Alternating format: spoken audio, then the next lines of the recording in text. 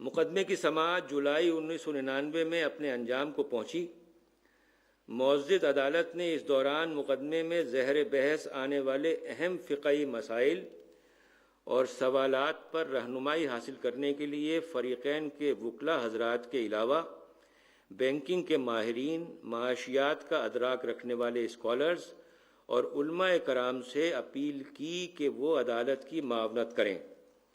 عدالت نے از خود بھی اسلامی بینکاری سے متعلق 1 درجن سے زیادہ قانون دانوں، معاشی ماہرین، محققین اور علماء سے رابطہ کیا، جن میں ڈاکٹر وقار مسعود، ڈاکٹر ارشد زمان، عمر چھاپڑا، پروفیسر خورشید احمد، مولانا حافظ عبدالرحمن مدنی، عبدالجبار خان، خالد مساق، ابراہیم سادات، ڈاکٹر نواب حیدر نقوی، سید طاہر، مولانا گوہر رحمان، ایس ایم حسن، خالد مجید، سبقت اللہ، ڈاکٹر ضیاء الدین احمد اور ایس ایم ظفر جیسے ممتاز ماہرین شامل تھے۔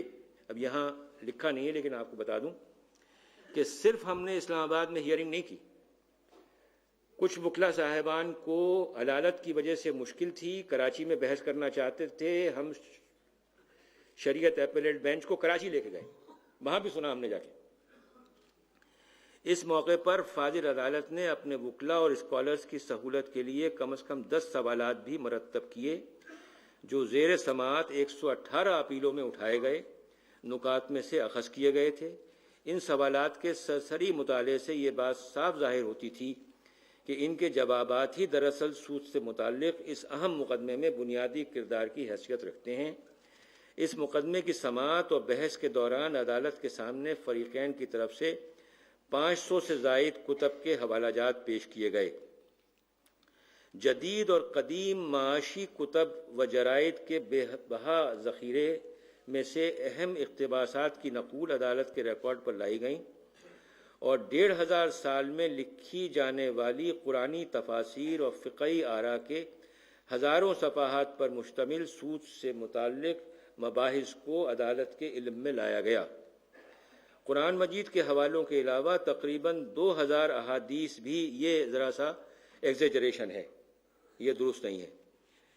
اس سارے مواد کی چھان پھٹک، عمیق مطالعے اور علماء و وکلاء کی بحث سماعت کرنے کے بعد شریعت ایپیلیٹ بینچ نے وفاقی شرعی عدالت کے فیصلے کو عمومی طور پر درست قرار دیتے ہوئے جدید بینکاری سمیت تمام دیگر سودی قوانین کو اسلام کی روشنی میں ممنوع اور حرام قرار دے دیا اور حکومت کو مزید مہلت دیتے ہوئے ہدایت جاری کی کہ وہ جون 2001 تک تمام غیر اسلامی قوانین کو تبدیل کر کے سود سے پاک کر دے۔ تو یعنی ہم نے وقت کب تک کا دیا؟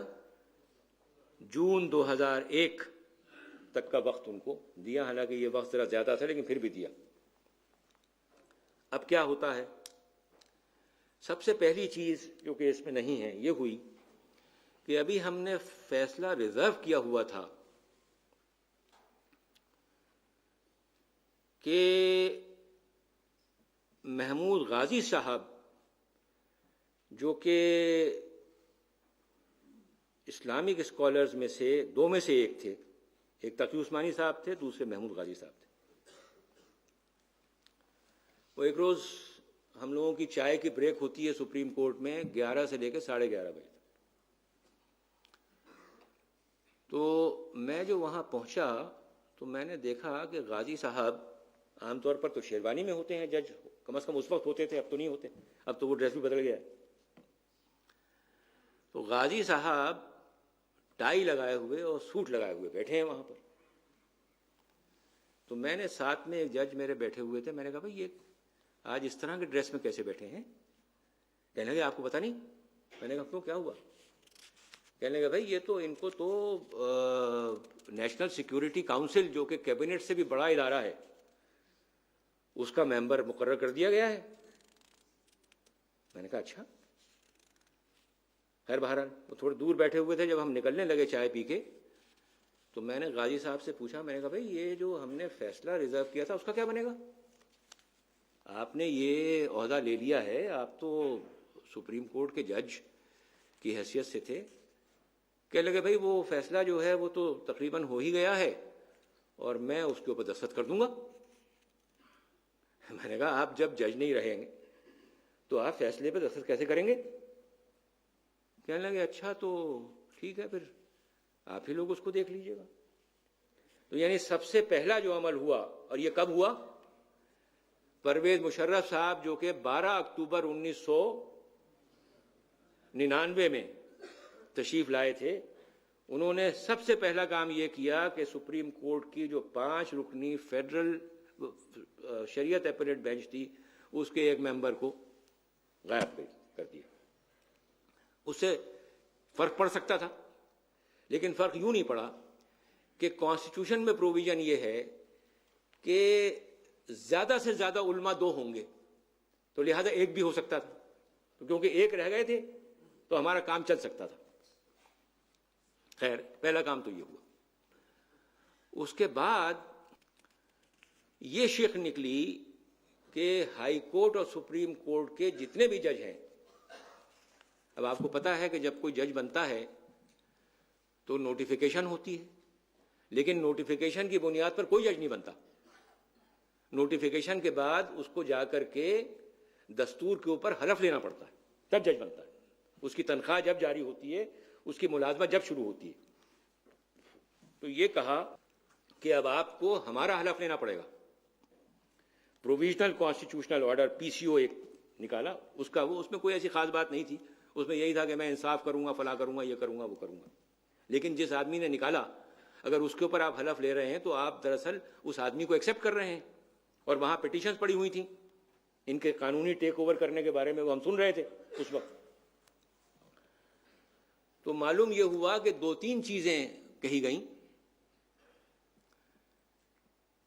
اس وجہ کو بتاتے ہوئے کہ نیا حلف کیوں لیا جا رہا ہے۔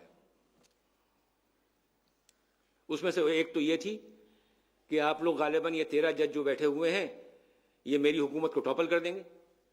ایک تو یہ تھی جو آپ یہ پٹیشن سن رہے ہیں، اور دوسری یہ تھی کہ یہ جو سود کا فیصلہ آپ لوگوں نے دیا ہے، یہ اتنے عرصے پاکستان کے 57 سال گزر گئے، اب تک نہیں ہوا، اب آپ لوگوں نے دے دیا۔ خیر بہرحال، تو اب اس میں سوال یہ پیدا ہوا کہ وہ حلف لیا جائے یا نہ لیا جائے۔ تو اس میں 2 قسم کی باتیں تھیں۔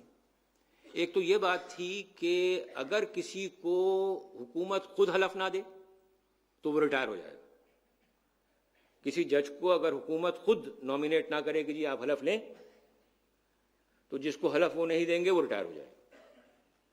جو حلف لے لے گا وہ جاری رہے گا، اور اگر کوئی جج خود سے منع کر دے کہ جی ہم حلف نہیں لیں گے، وہ بھی ریٹائر ہو جائے گا۔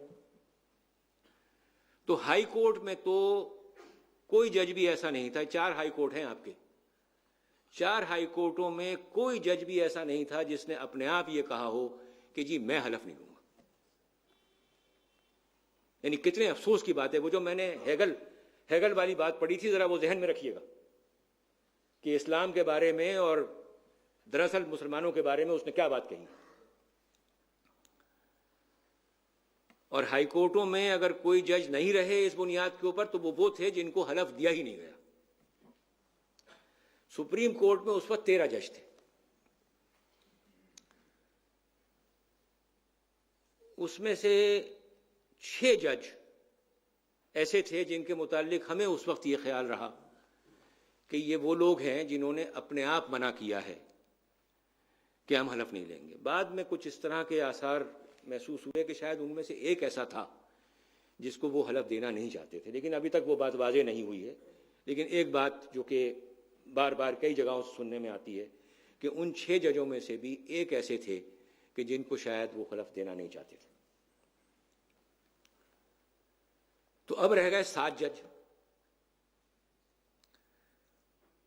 تو انہوں نے کیا کیا کہ پھر وہ ہائی کورٹوں سے لا کر کے اور وہ 12-13 جج پورے کیے، اور اس کے بعد میں وہ ظفر علی خان والے کیس کا فیصلہ کرایا، اور یہ فیصلہ ہو گیا کہ جی یہ جو مشرف کا ٹیک اوور ہے یہ قانون کے مطابق ہے، اور حالات ایسے تھے کہ جس میں اس ٹیک اوور کو ہم کنڈون کرتے ہیں۔ تو میں یہ عرض کر رہا ہوں کہ اس طریقے سے عدالتی کاموں میں انٹرفیئرنس شروع ہوئی، اس انداز کے کام شروع ہوئے، اور اس میں سے ایک اہم بات یہ سود کا فیصلہ تھی۔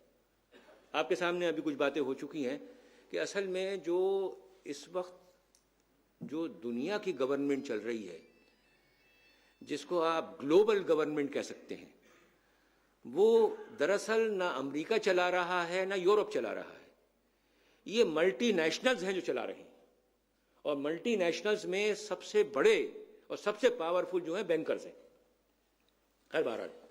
تو یہ ایک مسئلہ تھا جس کی بنیاد کے اوپر یہ نئے عہد کا شوشہ چھوڑا گیا، اور کئی لوگ جو ہیں وہ وقت سے پہلے سپریم کورٹ سے اور ہائی کورٹوں سے واپس چلے آئے۔ اب کیا ہوتا ہے؟ اب یہ ہوتا ہے کہ ایک، جیسا کہ اسماعیل قریشی صاحب نے کہا، ایک بالکل ہی گیا گزرا bank, United bank, nationalised bank, جس کے اوپر عملہ حکومت کا، ان کے ذریعے سے ایک نظر ثانی کی درخواست کرائی گئی کہ صاحب یہ فیصلہ جو ہے سپریم کورٹ کا یہ صحیح نہیں ہے اور اس کو ریکال کیا جائے۔ اچھا، نظر ثانی کا مسئلہ ایسا ہے کہ وہ اپیل نہیں ہوتی۔ اپیل میں تو یہ ہوتا ہے کہ آپ کسی چھوٹی عدالت سے بڑی عدالت کے پاس جاتے ہیں اور وہاں تو ساری باتیں سنی جا سکتی ہیں، لیکن نظر ثانی جو ہے وہ وہی عدالت کرتی ہے کہ جس کا فیصلہ ہو، وہ کوئی بڑی عدالت نہیں کرتی۔ اور اگر وہ جج اس وقت موجود ہوں جنہوں نے فیصلہ دیا ہے، تو وہ نظر ثانی کے لیے معاملہ انہی ججوں کے پاس رکھا جاتا ہے، دوسرے جج بھی نہیں بیٹھتے اس میں۔ تو اب یہاں پر کیا ہوا کہ خلیل الرحمان خان وہاں نہیں، محمود غازی پہلے نیشنل سیکورٹی کاؤنسل کے ممبر ہو گئے، پھر کیبنٹ کے ممبر ہو گئے، منسٹر ہو گئے، وہ وہاں نہیں۔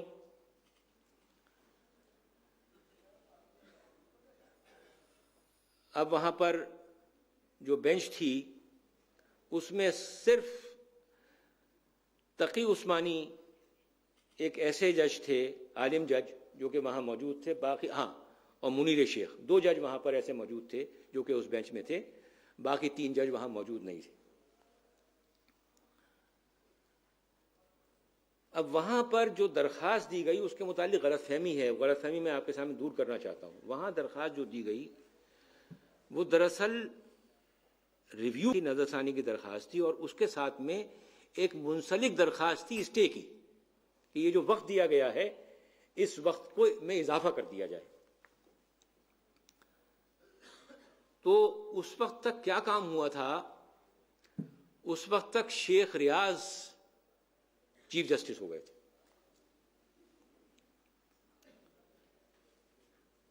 اور جو اخبارات میں ہم نے دیکھا تو انہوں نے بڑی باتیں کی کہ صاحب ہم تو مسلمان ہیں، آپ لوگوں میں سے بھی کسی کو یاد ہوگا شاید، یہ ہم تو مسلمان ہیں، ہم اس فیصلے کو کیسے ریکال کر سکتے ہیں، اور ہم تو زیادہ سے زیادہ تھوڑا وقت آپ کو دے سکتے ہیں، تو ہم آپ کو 1 سال کا وقت دے رہے ہیں۔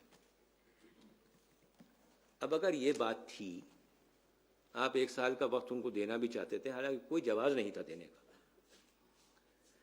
تو آپ جو ریویو کی درخواست تھی اس کو تو خارج کر دیتے، وہ خارج نہیں کی، اس کو وہاں رکھا کہ اس کو آگے کام میں لیا جائے گا۔ اب آگے کیا ہوتا ہے کہ 1 سال کی مدت بڑھائی، ابھی مدت وہ پوری نہیں ہوئی کہ وہ ریویو کی درخواست پھر کھڑی ہوئی، کیونکہ نیا سال شروع ہوتا ہے 1 جولائی سے، 1 جولائی آنے سے پہلے وہ پھر کھڑی ہوئی۔ اس مرتبہ وہ جس کو کہتے ہیں ساری چیزیں بالکل سامنے آ گئیں کہ جی ریویو کریں۔ انہوں نے مشکل سے 3 4 5 سنوائی کے اندر وہ کام جو کہ اتنی محنت سے ہوا تھا اس کو ریویو کیا، اور یہ کہا کہ یہ فیصلے صحیح نہیں ہیں، نہ سپریم کورٹ کا فیصلہ صحیح ہے، نہ وفاقی شرعی عدالت کا فیصلہ صحیح ہے، اور ہم اس کیس کو واپس بھیجتے ہیں۔ ارے بھائی، اگر تو وفاقی شرعی عدالت کا فیصلہ صحیح نہیں تھا تو آپ اپنا فیصلہ دیتے اور اس فیصلے کو رد کر دیتے۔ لیکن مقصد کیا تھا؟ مقصد یہ تھا کہ اس کو واپس بھیجیں گے، وہاں کبھی سنوائی ہو نہ ہو، اور اگر ہو بھی گئی اور انہوں نے فیصلہ جو ہے وہ لوگوں کے حق میں کر دیا، اسلامی قوانین کے حق میں کر دیا، اس کی اپیل ہو جائے گی، پھر وہ 10 سال پڑی رہے گی۔ تو یعنی ٹیکٹکس جو تھے اس کے یہ تھے۔ اب یہاں پر میں جو اس بینچ کے ججز تھے جنہوں نے یہ فیصلہ دیا اس کے متعلق کچھ بتانا چاہوں گا۔ اس کی وجہ، کسی بھی عدالت کے فیصلے میں 2 چیزیں دیکھی جاتی ہیں۔ ایک چیز تو یہ کہ فیصلہ کیا ہے۔ فیصلہ تو وہ بالکل 0 + 0 + 0 = 0۔ فیصلہ تو یہ ہے، فیصلے کی تو کوئی حیثیت نہیں ہے۔ اگر فیصلے کی حیثیت نہ بھی ہو اور وہ فیصلہ دیانتدارانہ ہو تو وہ غلط بھی ہے تو صحیح ہوتا ہے۔ ایسا ہو جاتا ہے نا، بعض مرتبہ ایسے لوگ پھانسی ٹنگ جاتے ہیں جن کو نہیں ٹنگنا چاہیے، لیکن اگر تو دیانتداری سے فیصلہ ہوا تو ٹھیک ہے بھائی، اللہ پاک کی یہی مرضی تھی، ہو گیا۔ تو فیصلہ تو کچھ نہیں ہے۔ اب وہ لوگ کون تھے جنہوں نے یہ فیصلہ دیا ہے؟ سب سے پہلی بات تو یہ کہ 2 علماء انٹروڈیوس کیے گئے۔ ہاں، وہ جو 2 جج رہ گئے تھے ابتدائی بینچ میں سے، اس میں سے منیر شیخ تو کیونکہ سپریم کورٹ کے ریگولر جج تھے، ان کے ساتھ تو کچھ ہو نہیں سکتا تھا۔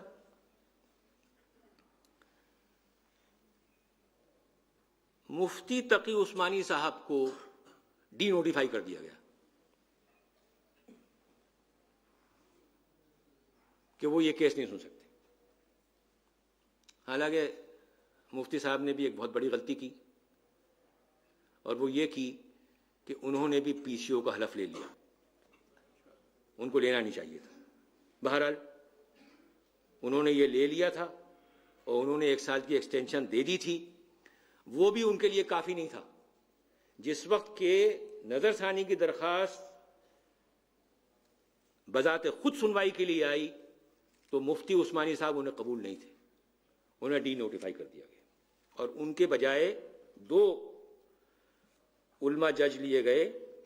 ایک تو ڈاکٹر خالد محمود اور دوسرے رشید احمد جالندری۔ یہ وہ لوگ ہیں جن کے متعلق کبھی کسی نے سنا بھی نہیں کہ یہ بھی کوئی عالم ہے۔ یعنی آپ یہ سوچیں کہ بھائی، اگر آپ نے کسی عالم کو سپریم کورٹ میں لینا ہے تو اس کا کچھ تو اسٹیچر ہونا چاہیے۔ نتیجہ کیا ہے؟ نتیجہ یہ ہے کہ یہ فیصلہ دینے کے بعد، نظر ثانی کا فیصلہ دینے کے بعد اور کیس کو واپس پھینکنے کے بعد، ان دونوں علماء کے متعلق کبھی تذکرہ بھی نہیں سنا ہوگا آپ نے کہ یہ بھی سپریم کورٹ کی اپیلیٹ بینچ کے جج ہیں، کیونکہ ان کا تو کام ہی یہی تھا۔ جو ان سے کام لینا تھا سو لے لیا۔ اب تو وہ بینچ بھی فعال نہیں ہے، اب تو کچھ بھی فعال نہیں۔ اچھا، یہ 2 آدمی تو یہ تھے، اب رہ گئے 3 آدمی۔ منیر شیخ صاحب، جنہوں نے ابتدائی فیصلے میں کانکر کیا تھا دیگر فیصلوں کے ساتھ میں، انہوں نے نظر ثانی کے فیصلے میں اپنا ایک پیراگراف کا بھی نوٹ نہیں لکھا کہ جی مجھے کیا ہو گیا تھا، میں نے وہ غلط فیصلہ کیسے دے دیا۔ ایک پیراگراف کا نوٹ بھی نہیں ہے ان کا۔ چلیں، منیر صاحب کا یہ ہوا۔ دوسرے 2 جج رہ گئے۔ ایک صاحب تو وہ تھے فاروق صاحب، یہ پشاور ہائی کورٹ کے چیف جسٹس تھے، اور یہ ریٹائر ہو گئے تھے، اور ان کو ریٹائر ہونے کے بعد پھر پی سی او کی عہد دے کر کے ان کو لایا گیا تھا۔ شیخ ریاض صاحب کی خوبیاں میں آپ کو کیا بتاؤں، وہ تو ایسی خوبیاں ہیں کہ میں اگر صبح تک بیان کرتا رہوں تو پوری نہیں ہوں گی، وہ اتنی خوبیاں ہیں۔ ان کی خوبیاں دیکھنے کی ابتدا اس وقت ہوئی جب میں سپریم کورٹ کی ایک بینچ گئی ہوئی تھی کوئٹہ، تو وہ دو ہی ججوں کی بینچ تھی، ایک شیخ ریاض صاحب تھے اور ایک میں تھا۔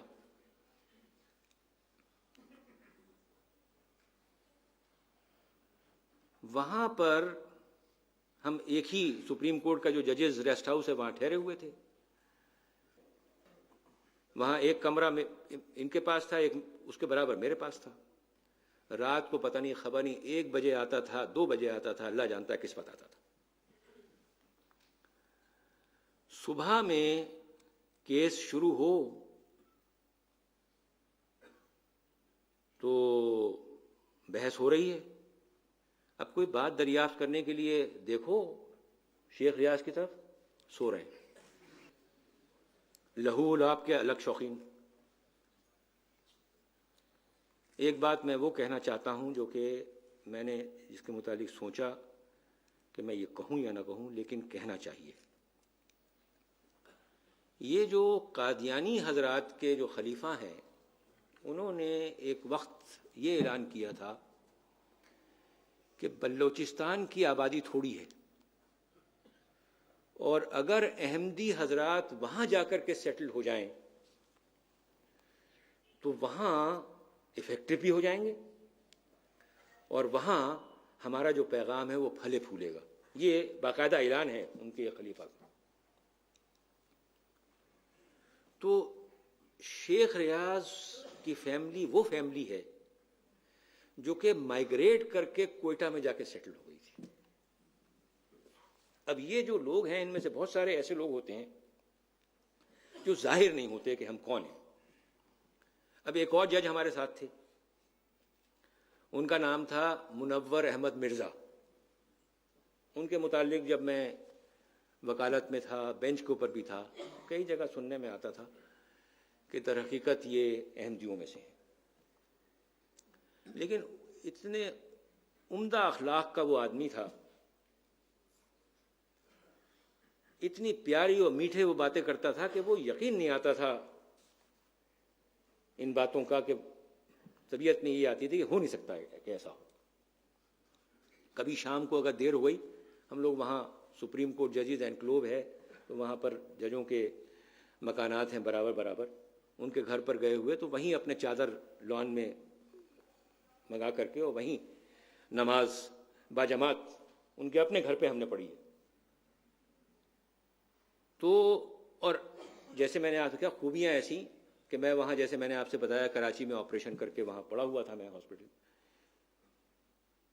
متواتر ہر 2 روز کے بعد 3 روز کے بعد اس کا ٹیلی فون ضرور آتا تھا۔ اب جب میں ریٹائر ہو کر یہاں آ گیا تو ایک صاحب سے میری ملاقات ہوئی، ان کا تعلق بھی کوئٹہ سے تھا،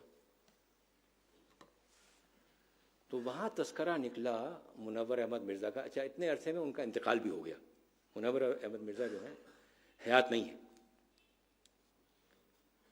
تو ان کے متعلق تذکرہ نکلا، وہ کہنے لگا وہ صاحب کہنے لگے کہ میں کوئٹے سے میرا تعلق ہے۔ تو میں نے کہا بھائی کوئٹے میں تو ہمارے وہ جج ہوتے تھے، بڑا اچھا آدمی تھا وہ۔ خیر ان کا تذکرہ نکلا، وہ کہنے لگے ہاں جی میں ان کو جانتا تھا اور ہم لوگ تو بچپن میں ساتھ کھیلے کودے ہیں۔ کہنے لگا وہ تو احمدی تھے۔ اب آپ بتائیے اس سے اسٹرانگ ایویڈنس اور کیا ہو سکتی ہے؟ پہلے تو باتیں ہم نے سنی تھیں، اے سے سن لیا، بی سے سن لیا، سی سے سن لیا، لیکن یہ تو ایک اس قسم کی گواہی جو کہ بچپن میں جو شخص ساتھ رہا ہے وہ کہہ رہا ہے کہ جی فلاں ہے۔ تو مجھے خدشہ جو ہے وہ یہ ہے کہ یہ شیخ ریاض ان سیٹلرز میں تھے جو کہ وہاں جا کے سیٹل ہوئے، اور یہ بالکل ممکن ہے کہ یہ بھی دراصل احمدی ہو۔ احمد بھی ان کے ساتھ میں نام کے لگا ہوا ہے، ریاض احمد، احمد تو میرے نام کے ساتھ بھی ہے لیکن بہرحال میرے ساتھ اور بھی کچھ ہے لیکن ان کے ساتھ تو صرف احمد ہی ہے۔ بہرحال اب میں ان 3 ججوں کی کہانی مکمل کر کے آپ کو فارغ کرنا چاہتا ہوں کیونکہ وقت بہت زیادہ ہو گیا ہے۔ اب وہاں پر ایک ایسی چیز ہوئی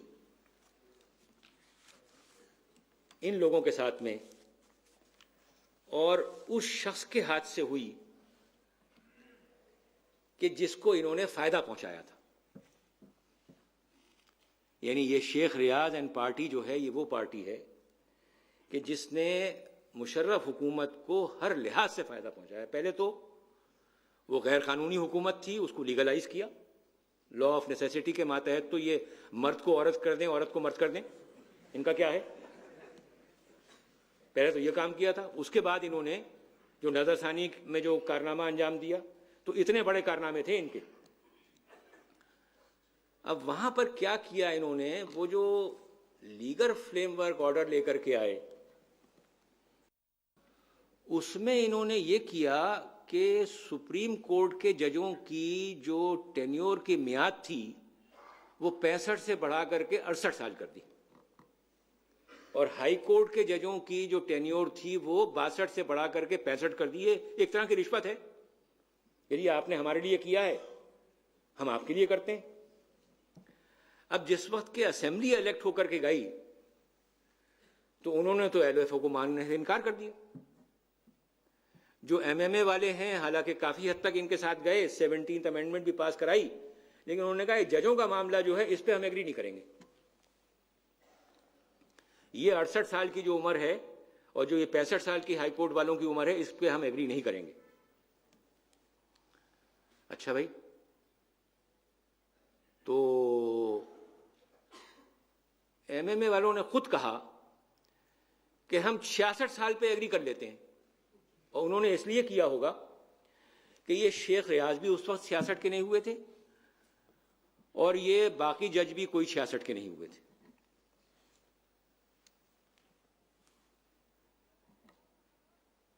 اس پر موجودہ حکومت کو خیال آیا ہوگا کہ اگر تو ہم نے ان کو یہ 2-4 مہینے بھی چھوڑ دیا تو یہ پتہ نہیں ہمارا کیا کریں گے۔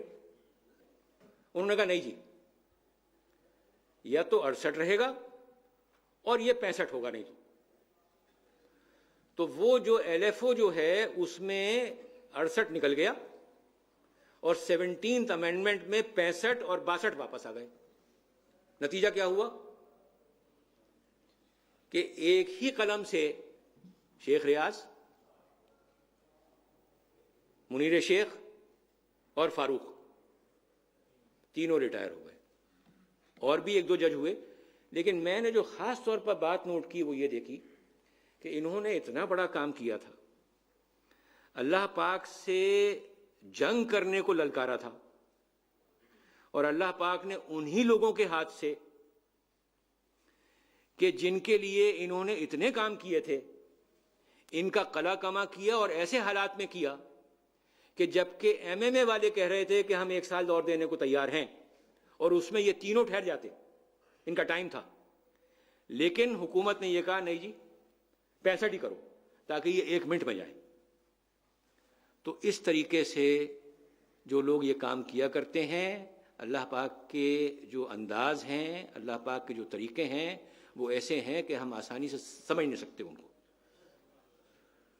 اور جو صحیح لوگ کام کرتے ہیں وہی ٹھیک رہتے ہیں، اور جو الٹے پلٹے کام کرتے ہیں ان کے ساتھ ایسا ہی کچھ ہوتا ہے۔ اب میں اختتام کلام سے پہلے 2-3 باتیں کرنا چاہوں گا۔ اب سوال یہ ہے کہ اب جب کہ یہ کیس واپس چلا گیا ہے شریعت کورٹ میں تو پھر کیا کرنا چاہیے؟ پہلی بات تو یہ ہے کہ جن لوگوں نے پہلے پیروی کی تھی، اسماعیل قریشی صاحب یہاں بیٹھے ہیں، انہیں پیروی کرنی چاہیے، اور اس بات کی بالکل پرواہ نہیں کرنی چاہیے کہ فیصلہ ان لوگوں کے حق میں ہوتا ہے یا خلاف ہوتا ہے، فیصلہ ان سے لینا چاہیے۔ اگر تو ایک فیصلہ ہوا تو ایک پارٹی اپیل میں جائے گی، دوسرا ہوا تو دوسری پارٹی اپیل میں جائے گی، اس کی پرواہ نہیں کرنی چاہیے، کم از کم وہاں سے معاملہ نمٹانا چاہیے، اور پھر جس وقت کہ وہاں سپریم کورٹ میں معاملہ جائے تو اس کے پھر طریقہ کار کیا ہوگا وہ اس وقت دیکھنے کی بات ہے۔ علاوہ ازیں کچھ ہماری ذمہ داریاں بھی ہیں۔ سود کا نظام یہاں قائم ہے. تقریباً ہر بینک کا یہی مسئلہ ہے جیسے کہ آپ کو بتایا گیا، اور یہ تو حضور صلی اللہ علیہ وسلم کی حدیث ہے کہ ہم نے سپریم کورٹ کے فیصلے میں اسے کوٹ کیا ہے. آپ نے یہ فرمایا کہ ایک وہ زمانہ آئے گا، مجھے ایگزیکٹلی الفاظ اس کے یاد نہیں ہے، لیکن آپ نے یہ فرمایا کہ ایک وہ زمانہ آئے گا کہ جو لوگ سود دیں گے یا لیں گے یا نہ لیں گے اس کی چھینٹیں ہر ایک پر آئیں گی، اس کا دخان یا غبار ضرور اس کے اندر آئے. یہ آپ نے فرمایا، تو وہ ہو رہا ہے. تو اب ان حالات میں ہمیں کیا کرنا چاہیے؟ ہمیں یہ کرنا چاہیے کہ ایک تو جہاں تک ممکن ہو اپنی رقوم یہ جو ریگولر بینکس ہیں ان سے نکال لینی چاہیے،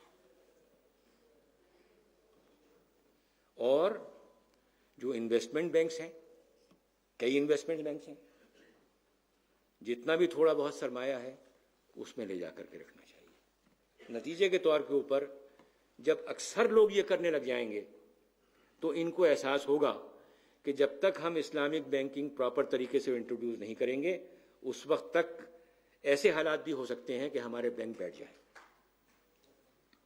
تو لہٰذا یہ وہ چیز ہے جو ہم خود کر سکتے ہیں اور جو ہم کو کرنی چاہیے. ایک آخری کلمہ یونائٹڈ بینک کے بارے میں عرض کرنا چاہتا ہوں کہ یونائٹڈ بینک سرکاری ادارہ تھا، اس سے نظر ثانی کی درخواست اس کے ذریعے سے فائل کی گئی تھی. جو بینک سب سے پہلے بکا ہے اور جو پرائیویٹائز ہوا ہے وہ یونائٹڈ بینک ہی تھا. اس طریقے سے حشر ہوتا ہے. جی بہت مہربانی آپ کی.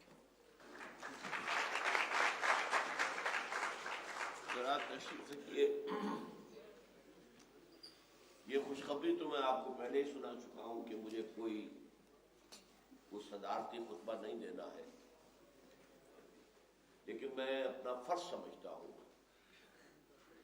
کہ جسٹس ریٹائرڈ وجیہ الدین احمد صاحب جس طرح میرے ایک فون پر آمادہ ہو گئے لاہور آنے کے لیے، شد رحال کرنے کے لیے، میں ان کا بہت ہی ممنون احسان ہوں. اور جو ساری داستان انہوں نے ہمیں سنائی ہے، واقعہ یہ کہ اس کے بہت سے گوشے، اگرچہ بعض گوشے معلوم تھے لیکن بہت سے گوشے وہ ہیں کہ جن پر سے پردہ کشائی ہوئی ہے اور جس سے صورتحال جو ہے وہ ہمارے سامنے اور زیادہ واضح ہوئی ہے. ویسے میرا اپنا ذاتی ایک خیال ہے جس میں جسٹس صاحب سے اختلاف کر رہا ہوں. میرے خیال میں یہ سارا پروسیس ایکسرسائز ان فیوٹیلٹی ہے، کچھ حاصل نہیں. ہمیں ایک ریولیوشن کی تیاری کرنی پڑے گی، ایک انقلاب برپا کرنا پڑے گا، ورنہ یہ کہ 25 سال کی محنت جس طرح ایک چٹکی بجاتے جو ہے ختم ہو گئی، ایسے ہی دوبارہ ہو سکتا ہے. اس لیے کہ جو بھی اس وقت کی عالمی قوتیں ہیں، جو بھی ان کے عزائم ہیں، جو ان کے نقشہ کار ہیں، اور جس طرح ہمارے لوگ پپٹس ہیں، ان کی کوئی حیثیت ہے ہی نہیں، ذاتی حیثیت ہے ہی نہیں. اور ضیاء الحق صاحب کے بارے میں جو انکشاف آج ہوا ہے کہ انہوں نے امریکہ میں جا کر جو باتیں کی ہیں، اگرچہ میں نے بھی صرف بہت تھوڑی سی دیر دھوکہ ان سے کھایا تھا کیونکہ شورا کے میں نے اس کی شمولیت قبول کر لی تھی، حالانکہ اس سے پہلے انہوں نے مجھے مرکزی وزارت پیش کی تھی جس سے میں نے معذرت کی تھی کہ میں اس کے قابل نہیں ہوں. میں کبھی کوریڈورز آف پاور میں آیا گیا ہی نہیں ہوں، چلا پھرا ہی نہیں ہوں. اور دوسرے یہ کہ آپ ہمیں کرنے کچھ نہیں دیں گے، اصل معاملہ تو آپ کے اختیار میں، فوجیوں کے ہاتھ میں ہے. اور جس طرح جے یو آئی اور جماعت اسلامی کے جو وزراء تھے وہ داغدار ہو کر نکل آئے تھے کہ یہ کچھ کام نہیں کر سکے، یہی حشر آپ ہمارا کریں گے. لہذا میں نے وہ بات نہیں مانی تھی، لیکن شورا میں سمجھتا تھا کہ کچھ یہ شخص مخلص ہے اسلام کے بارے میں. لیکن یہ کہ پہلے سیشن کے بعد میں نے سمجھ لیا تھا کہ کچھ نہیں ہے سوائے ونڈو ڈریسنگ کے، کہ امریکن اوپینین کو وہ یہ باور کرانا چاہتے ہیں کہ میری حکومت جو ہے خالص فوجی حکومت نہیں ہے بلکہ کچھ نہ کچھ سویلین عناصر بھی میرے ساتھ ہیں. تو یہ معاملہ واقع تھا، لیکن جس قدر واضح بات آج سامنے آئی ہے وہ میرے علم میں نہیں تھی. میں سمجھتا ہوں کہ خلوص قلب کی تاثیر ہے یہ کہ آپ سب حضرات نے اس قدر سکون سے اور اتنے اطمینان سے بیٹھ کر جو ہے جسٹس صاحب کی بات بھی سنی ہے. اللہ تعالی ہمت دے اور بھی کوئی مہلت انہیں ملے اور کام کریں، ہمارے لیے بھی دعا کریں. لیکن یہ ہے کہ واقعتاً سوائے ریولوشن کے کوئی اور راستہ ہمارے لیے کھلا نہیں ہے. اور یہ تقریر میں کر چکا ہوں چند ماہ قبل کہ کیا پاکستان کے خاتمے کی الٹی گنتی شروع ہو گئی ہے. مجھے تو بحالات موجودہ اور جو کچھ زمین پر فیکٹس آن دی گراؤنڈز ہے اس کے اعتبار سے بہت سخت پاکستان کے مستقبل سے مایوسی ہے. البتہ اللہ تعالیٰ کی طرف سے، جیسے کہ جسٹس صاحب نے بھی مثالیں دی کہ اللہ جب کرتا ہے تو کیسے کرتا ہے. اگر اس وقت انہوں نے فیصلہ نہ کیا ہوتا تو وہ جج صاحب آ کر بیٹھ گئے ہوتے تو پھر یہ کہ یہ داستان مختصر ہو جاتی، بس اتنا ہی ہوتا، باقی تو انجام تو وہی ہوا ہے.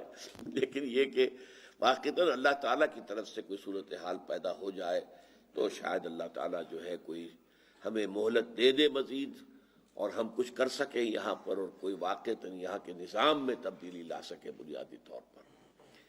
سبحانک اللہم و بحمدک نشہد ان لا الہ الا انت نستغفرک و نتوب الیک.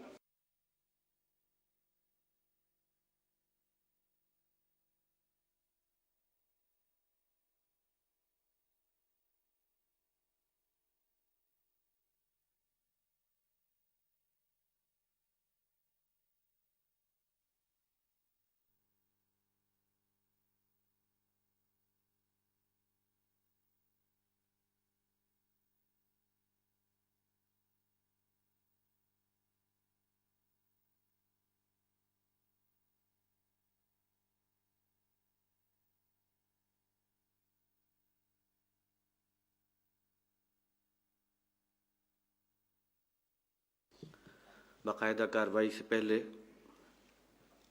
میں آج کی مجلس کے صدر محترم ڈاکٹر اسرار احمد صاحب سے درخواست کرتا ہوں کہ وہ اسٹیج پر اپنی کرسی پر تشریف لائیں. اس کے علاوہ آج کی تقریب کے مقررین میں سے جناب پروفیسر عبید اللہ صاحب سے بھی گزارش ہے کہ وہ اپنی مخصوص نشست پر تشریف لائیں. ہمارے دوسرے مقرر جناب عبد الودود خان صاحب سے بھی گزارش ہے کہ وہ بھی اسٹیج پر تشریف لے آئیں. آج کے پروگرام کی ترتیب کچھ اس طرح ہے کہ آغاز میں مجھے کچھ عرضداشت پیش کرنی ہے.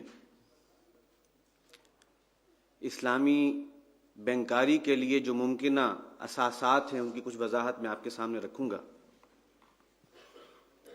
اس کے بعد ہمارے دوسرے مقرر پروفیسر عبید اللہ صاحب انشاءاللہ آپ کے سامنے لیکچر دیں گے. ان کے لیکچر کا موضوع ہے ٹائم ملٹیپل کاؤنٹر لون. اور اس کے بعد ہمارے بزرگ مقرر جناب عبد الودود خان صاحب یہاں پر تقریر کریں گے. وہ بھی ٹائم ملٹیپل کاؤنٹر لون ہی کے حوالے سے کچھ اور باتوں کی طرف توجہ دلائیں گے جو پروفیسر عبید اللہ صاحب کی گویا گفتگو میں شامل نہیں ہوں گی.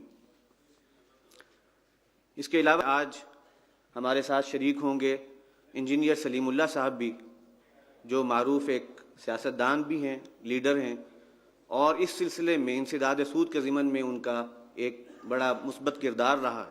کچھ مختصر سی گفتگو ان کی بھی ہوگی، اور آخر میں صدر مجلس کا خطبہ ہوگا. اب سب سے پہلے سود کی متبادل اساسات کے حوالے سے جو عرضداشت مجھے پیش کرنی ہے میں اب اس کا آغاز کرتا ہوں. الحمدللہ وکفی والصلاة والسلام علی عبادہ الذین اصطفی، اما بعد فاعوذ باللہ من الشیطان الرجیم، بسم اللہ الرحمن الرحیم. قال اللہ تعالی احل اللہ البیع وحرم الربا، صدق اللہ العظیم. رب اشرح لی صدری ویسر لی امری واحلل عقدۃ من لسانی یفقہوا قولی. اللہم الہمنا رشدنا واعذنا من شرور انفسنا، آمین یا رب العالمین. حضرات، میری آج کی اس گفتگو کے دو حصے ہیں. پہلا حصہ ہماری کل کی نشست کے بعض موضوعات سے متعلق ہے، اور دوسرا حصہ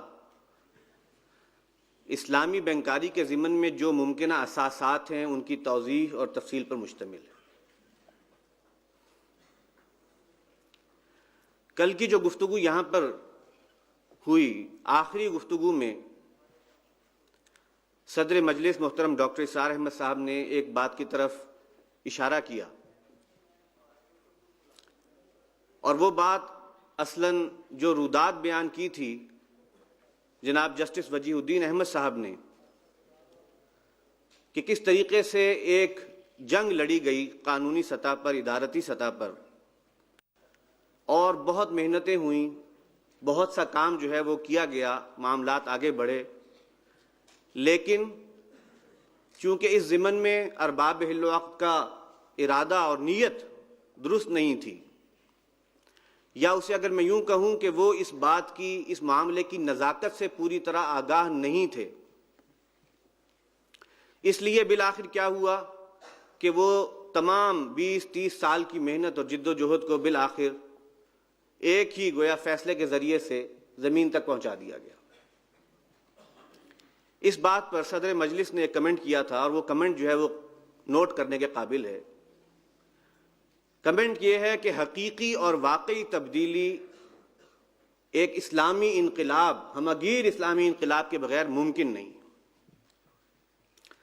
اگر ہم چاہتے ہیں، ہم سمجھتے ہیں کہ اس ملک میں اسلام کا نظام رائج ہو، اسلامی شریعت جو ہے وہ بالادست ہو، تو اس کے لیے لازم ہے کہ ایک انقلاب کی تیاری کی جائے۔ دیکھیے، یہ بات جب ہمارے سامنے آتی ہے اور انقلاب کی ایک دعوت اور ایک کال پیش کی جاتی ہے، تو جہاں بہت سے لوگ جو نزاکتوں کو پہچانتے ہیں وہ فوری طور پر بڑھ کے اس بات کو قبول کرتے ہیں، انہیں بات اپیل کرتی ہے کہ ہاں، جس طرح کی کوششیں کی گئی ہیں اس کے بعد بھی اگر حالات یہ ہیں، معاملات یہ ہیں، تو واقعتاً اس کے بغیر چارہ نہیں۔ وہیں کچھ اور لوگ ہیں جو اس کے ضمن میں کچھ سوالات کرتے ہیں، اشکالات پیش کرتے ہیں، ثابت کرنے کی کوشش کرتے ہیں کہ آپ کے اس کام میں، آپ کی اس پیغام میں کچھ تضاد ہے، تصادم ہے۔ مثلاً کچھ اعتراضات جو وہ پیش کرتے ہیں، ایک اعتراض عام طور پر جو ہے وہ کیا جاتا ہے، اور مجھ سے بھی لوگ کہتے ہیں کہ ٹھیک ہے، بات مانتے ہیں، انقلاب جو ہے وہ حل ہے، لیکن وہ انقلاب ہے کہاں، اس کے آثار کہاں ہیں، اس کے لیے وہ محنت اور جد و جہد کہاں ہے، نظر نہیں آ رہی۔ اور اگر وہ انقلاب کوئی ایسا ہے، اس کی جزیات کیا ہیں، کیا معاملات جو ہیں وہ اس وقت آج سے فرق ہوں گے، کس انداز سے بات جو ہے وہ چل رہی ہوگی، یہ ایک بہت ہی سوال ہے جو کہ لوگ باقاعدہ ایک جینوئن سوال کے طور پر پیش کرتے ہیں۔ دوسرا سوال یا دوسرا اشکال جو سامنے لایا جاتا ہے وہ یہ ہے کہ ہمارے پاس کتاب اللہ موجود ہے، ہمارے پاس سنت رسول صلی اللہ علیہ وسلم ریکارڈڈ شکل میں موجود ہے، اس میں جو اگر کوئی غلط چیزوں کی آمیزش ہو گئی تھی تو اب اس کو بھی پوری طرح سے تھریش آؤٹ کر دیا گیا ہے، اس کا بھی تجزیہ ہو چکا ہے کہ صحیح کیا ہے، غلط کیا ہے اس میں۔ اسی طرح سے جو ہمارے ائمہ تھے، اسلاف تھے، خاص طور پر جو اہل سنت کے اہم مسالک ہیں، اس کے جو ائمہ ہیں، انہوں نے بھی اجتہاد کی، اپنے اپنے دور میں آراء دیں، بڑے معاملات کے ساتھ ساتھ جزیات تک کے ضمن میں جو ہے انہوں نے آراء دے دیں، چیزیں بات سامنے پیش کر دیں۔ اگر یہ سب باتیں موجود ہیں تو کیا وجہ ہے، کیا ضرورت ہے کہ ہم کسی انقلاب کا انتظار کریں؟ آج وہ کام ہم کیوں نہیں کر سکتے، ان چیزوں کو اختیار کیوں نہیں کر سکتے؟ اگر اسلام ایک برحق دین ہے اور اس میں انسانیت کے مسائل کا حل موجود ہے، تو پھر یہ چیزیں جو ہیں لوگ اس کی طرف راغب کیوں نہیں ہوتے؟ کچھ لوگ کچھ اور تاثر بھی پیش کرتے ہیں کہ اصل میں آپ کے پاس حل نہیں ہے کوئی۔ ایک اور اشکال جو بظاہر بہت جینوئن نظر آتا ہے وہ یہ ہے کہ اگر واقعی تبدیلی انقلاب کے بعد آنی ہے تو پھر آج یہ سیمینارز منعقد کرنے کی کیا ضرورت ہے؟ آج لوگوں کے ذہنوں میں جو ہے گویا اس کے ضمن میں اگر کوئی چیز ہے تو گلٹ پیدا کرنے کی کیا ضرورت ہے؟ پوری طرح سے کوشش کی جائے اور اس انقلاب کے لیے جو ہے جد و جہد کو مرتکز کر دیا جائے۔ آج اس متبادل کو پیش کرنا جو ہے وہ معنی دارد، یہ کیا باتیں ہیں آج جو کی جا رہی ہیں؟ یہ ایک مکس قسم کا گویا ایک اس کے اوپر تبصرہ، اشکال اور سوالات پیش کیے جاتے ہیں۔ میں چاہتا ہوں کہ بہت ہی اختصار کے ساتھ اس کے ضمن میں چند باتیں عرض کر دوں تاکہ ہماری اس اسٹریٹجی کا جو ہم محنت کر رہے ہیں، جو جد و جہد کر رہے ہیں، اس کے نکات سامنے آ جائیں۔ دیکھیے، یہ ہماری ایک کنسیڈرڈ اوپینین ہے، ہماری سوچی سمجھی رائے ہے کہ حقیقی اور واقعی تبدیلی جو صحیح معنوں میں اسلامی شریعت کے مطابق تبدیلی ہے وہ انقلاب کے بغیر ممکن نہیں۔ کل کی جو گفتگو تھی جسٹس صاحب کی، وہ ایک گفتگو گویا اس بات کا ایک بہت ہی بین ثبوت ہے کہ جو کچھ مرضی کر لو، اگر وہ انقلاب کے لیے ایک طاقت فراہم نہ ہو، ایک قوت فراہم نہ ہو، اور وہ جذبہ جو انقلاب کے پیچھے ہوتا ہے وہ فراہم نہ ہو، کوئی مثبت تبدیلی نہیں آتی، بات وہیں کی وہیں رہتی ہے۔ درست ہے کہ آج انقلاب کے آثار کہیں نظر نہیں آ رہے، لیکن یہ بات سوچ لیجئے کہ ہم اگر اس بات کا دعویٰ کر رہے ہیں تو بحمد اللہ اس انقلاب کے لیے اپنی جد و جہد کو جاری رکھتے ہوئے کر رہے ہیں، اسے ہم اپنا دینی فریضہ سمجھتے ہوئے کر رہے ہیں، اور اسے ختم نبوت اور تکمیل رسالت کا ایک تقاضا سمجھتے ہوئے کر رہے ہیں۔ لہذا وہ کام، وہ جد و جہد ہماری جاری ہے۔ ہاں، اس کے ساتھ یہ چیزیں جو ہیں وہ کیوں کی جاتی ہیں، اس کی وجوہات ہیں۔ دیکھیے، انقلاب کے بعد ہم کون سا نظام قائم کریں گے، یہ نہیں ہے کہ وہ کوئی بہت ہی اجنبی نظام ہوگا، کوئی ایسا جو ہے نظام ہوگا جس میں کوئی معصیت نہیں ہوگی، کوئی جرم نہیں ہوگا، یا یہ ہے کہ بالکل ہم آج سے جو ہے پہیے کو پیچھے لوٹا دیں گے سارے سلسلے کو، اور آج سے 1400 سال پہلے کا کوئی نظام جو ہے ایسا جس میں کہ آج کی جو ڈیولپمنٹس ہیں وہ نہیں ہوں گی۔ ایسے کسی نظام کی ہم بات نہیں کر رہے۔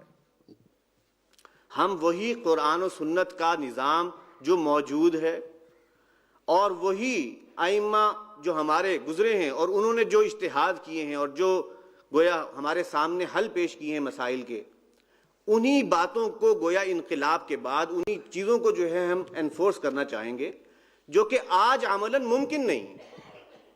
بہت ہی مختصر ایسی باتیں ہوں گی یا چند باتیں ایسی ہوں گی جس میں آپ یہ کہہ سکتے ہیں کہ ایک ایسا اجتہاد کرنا پڑے کہ جو بالکل نئے سرے سے ہو، جس میں پہلے سے کوئی بات کہیں سنی نہ گئی ہو۔ میں سوچ رہا تھا کہ کون سے معاملات ہو سکتے ہیں معاشیات کے ضمن میں کہ جن پر ایسا اجتہاد کرنے کی ضرورت پیش آئے جو اس سے پہلے نہ ہو۔ مثال کے طور پر ایک بات ذہن میں آئی، ایک صورت ذہن میں آئی کہ پیپر کرنسی ہے، الیکٹرانک منی ہے، یہ ایک نئی صورت نظر آتی ہے، اور اس کے بارے میں گویا ہم کہہ سکتے ہیں کہ بالکل جو دور تھا، ابتدائی دور تھا اسلام کا، اس میں کوئی خاص اس طرح کی چیز رائج نہیں تھی۔ سونے اور چاندی کے سکے تھے اور ان کے ساتھ جو ہے مسائل بتا دیے گئے، احکام الربا دے دیے گئے۔ سونے اور چاندی کے سکوں کو ختم نہیں کیا گیا، لیکن ان احکام کے مطابق جو ہے وہ ان کو پابند کر دیا گیا، ان کے لین دین کو پابند کر دیا گیا، لیکن پیپر کرنسی نہیں تھی۔ پیپر کرنسی آج ہے، تو کیا یہ کوئی نئی صورتحال ہے؟ بالکل۔ اور آپ کی دلچسپی کے لیے عرض کروں کہ اس بات پر جب میں نے غور کیا اور کچھ مطالعہ کیا کہ پیچھے ہمارے ائمہ میں سے کسی نے اس بارے میں کوئی بات کی ہے، تو چیز سامنے یہ آئی کہ امام مالک نے اس ضمن میں گفتگو کی ہوئی ہے، انہوں نے اس کے مسائل لکھے ہوئے کہ اگر کسی علاقے میں کسی جگہ پر سونے اور چاندی کی کرنسی نہ ہو، اس کی جگہ پر کوئی اور کرنسی ہو، فلوس ہو، کوئی چمڑا ہو، اسے کرنسی کے طور پر استعمال کیا جا رہا ہے، کوئی درخت کی چھال ہو اور اسے جو ہے کرنسی کے طور پر استعمال کیا جا رہا ہے، تو اس صورت میں جو ہے احکام الربا کیسے چلیں گے اور لین دین کیسے ہوگا؟ اور واقعہ یہ ہے کہ کئی معاملات میں انہوں نے اس کا جو ہے حق ادا کر دیا، اور ان چیزوں کو، ان اجتہادات کو استعمال کرتے ہوئے آج پیپر کرنسی کے بارے میں کوئی حکم دینا مشکل کام نہیں ہے۔ بہت ہی کوئی خاص معاملہ ہوگا جس پر کوئی نئی رائے لانی پڑے، لیکن یہ ہے کہ جس طریقے سے انہوں نے اس کے اوپر بحث کی ہے اور ابن قدامہ نے بحث کی ہے، اس سے تو اندازہ یہ ہوتا ہے کہ انہوں نے پوری طرح سے فورسی کر لیا تھا کہ کیا معاملہ ہوگا اگر اس قسم کی کوئی کرنسی رائج ہوگی۔ انقلاب کی صورت میں جو فوائد حاصل ہوں گے وہ کیا ہیں؟ دیکھیے، انقلاب، اسلامی انقلاب کا مطلب ہے ایسے حالات کہ جس میں شریعت کی مکمل بالادستی ہو، کوئی اف اینڈ بٹ کا امکان نہ ہو۔ آج ہمارے لیے کیا ہوتا ہے، کسی معاشرتی مسئلے کے اوپر جو ہے کوئی بات کی جائے تو سوال پیدا ہوتا ہے کہ فلاں قسم کے طبقے کو کون جو ہے وہ منائے گا، خواتین کو کون جو ہے وہ چپ کرائے گا اور ان کو کون جواب دے گا۔ معاشی مسائل ہیں تو بینکرز کا کیا بنے گا، ہمارے اور مفاد یافتہ طبقات ہیں ان کا کیا بنے گا؟ لیکن جب انقلاب آ جاتا ہے تو پھر حالات ایسے ہوتے ہیں کہ پھر اس قسم کے جو بھی تحفظات ہیں وہ ثانوی درجے کے ہو جاتے ہیں. پھر اس بات کا امکان ہوتا ہے کہ شریعت کو مکمل طور پر بالادست ایک نظام کے طور پر رائج کیا جائے. لہٰذا وہ بہترین حالات ہوتے ہیں کسی بھی قسم کے جس میں تبدیلی جو ہے وہ انٹروڈیوس کرائی جا سکے. اور پھر اکثر علمی اور شرعی مسائل پر جو کنفیوژنز پیدا ہو جاتی ہیں ان کا خاتمہ بھی انقلاب کے بعد ہی ممکن ہے. آج حالات یہ ہیں کہ بہت سے ایسے معاملات ہیں جس پر ہم جب سوچتے ہیں کہ وہ کیسے ہوں گے، اسلامی شریعت کے مطابق کیسے ہوں گے، تو ہمارے سامنے پیرامیٹرز آج کے گیون سرکمسٹانسز ہیں. آج کل کے حالات میں ہم سوچتے ہیں تو لے دے کر انہی میں پلس مائنس کرتے ہوئے سوچنا پڑتا ہے. اور اگر مثال کے طور پر کوئی شخص ہے وہ کاروبار کر رہا ہے، اس کا کاروبار جائز ہے، لیکن اگر اس کے ذہن میں آج جو ہے وہ رائج جو سود ہے وہ بینچ مارک کے طور پر آ جاتا ہے، وہ سوچتا ہے کہ مجھے اتنا تو لینا ہی چاہیے، تو وہ سود ایک بینچ مارک جو پڑا ہوا ہے وہ اس کے ذہن میں ایک خلط جو ہے وہ خلط مبحث کر دیتا ہے، اس کے ذہن میں جو ایک شکوک و شبہات پیدا کر دیتا ہے کہ پتہ نہیں میں جو کر رہا ہوں وہ صحیح ہے کہ غلط ہے.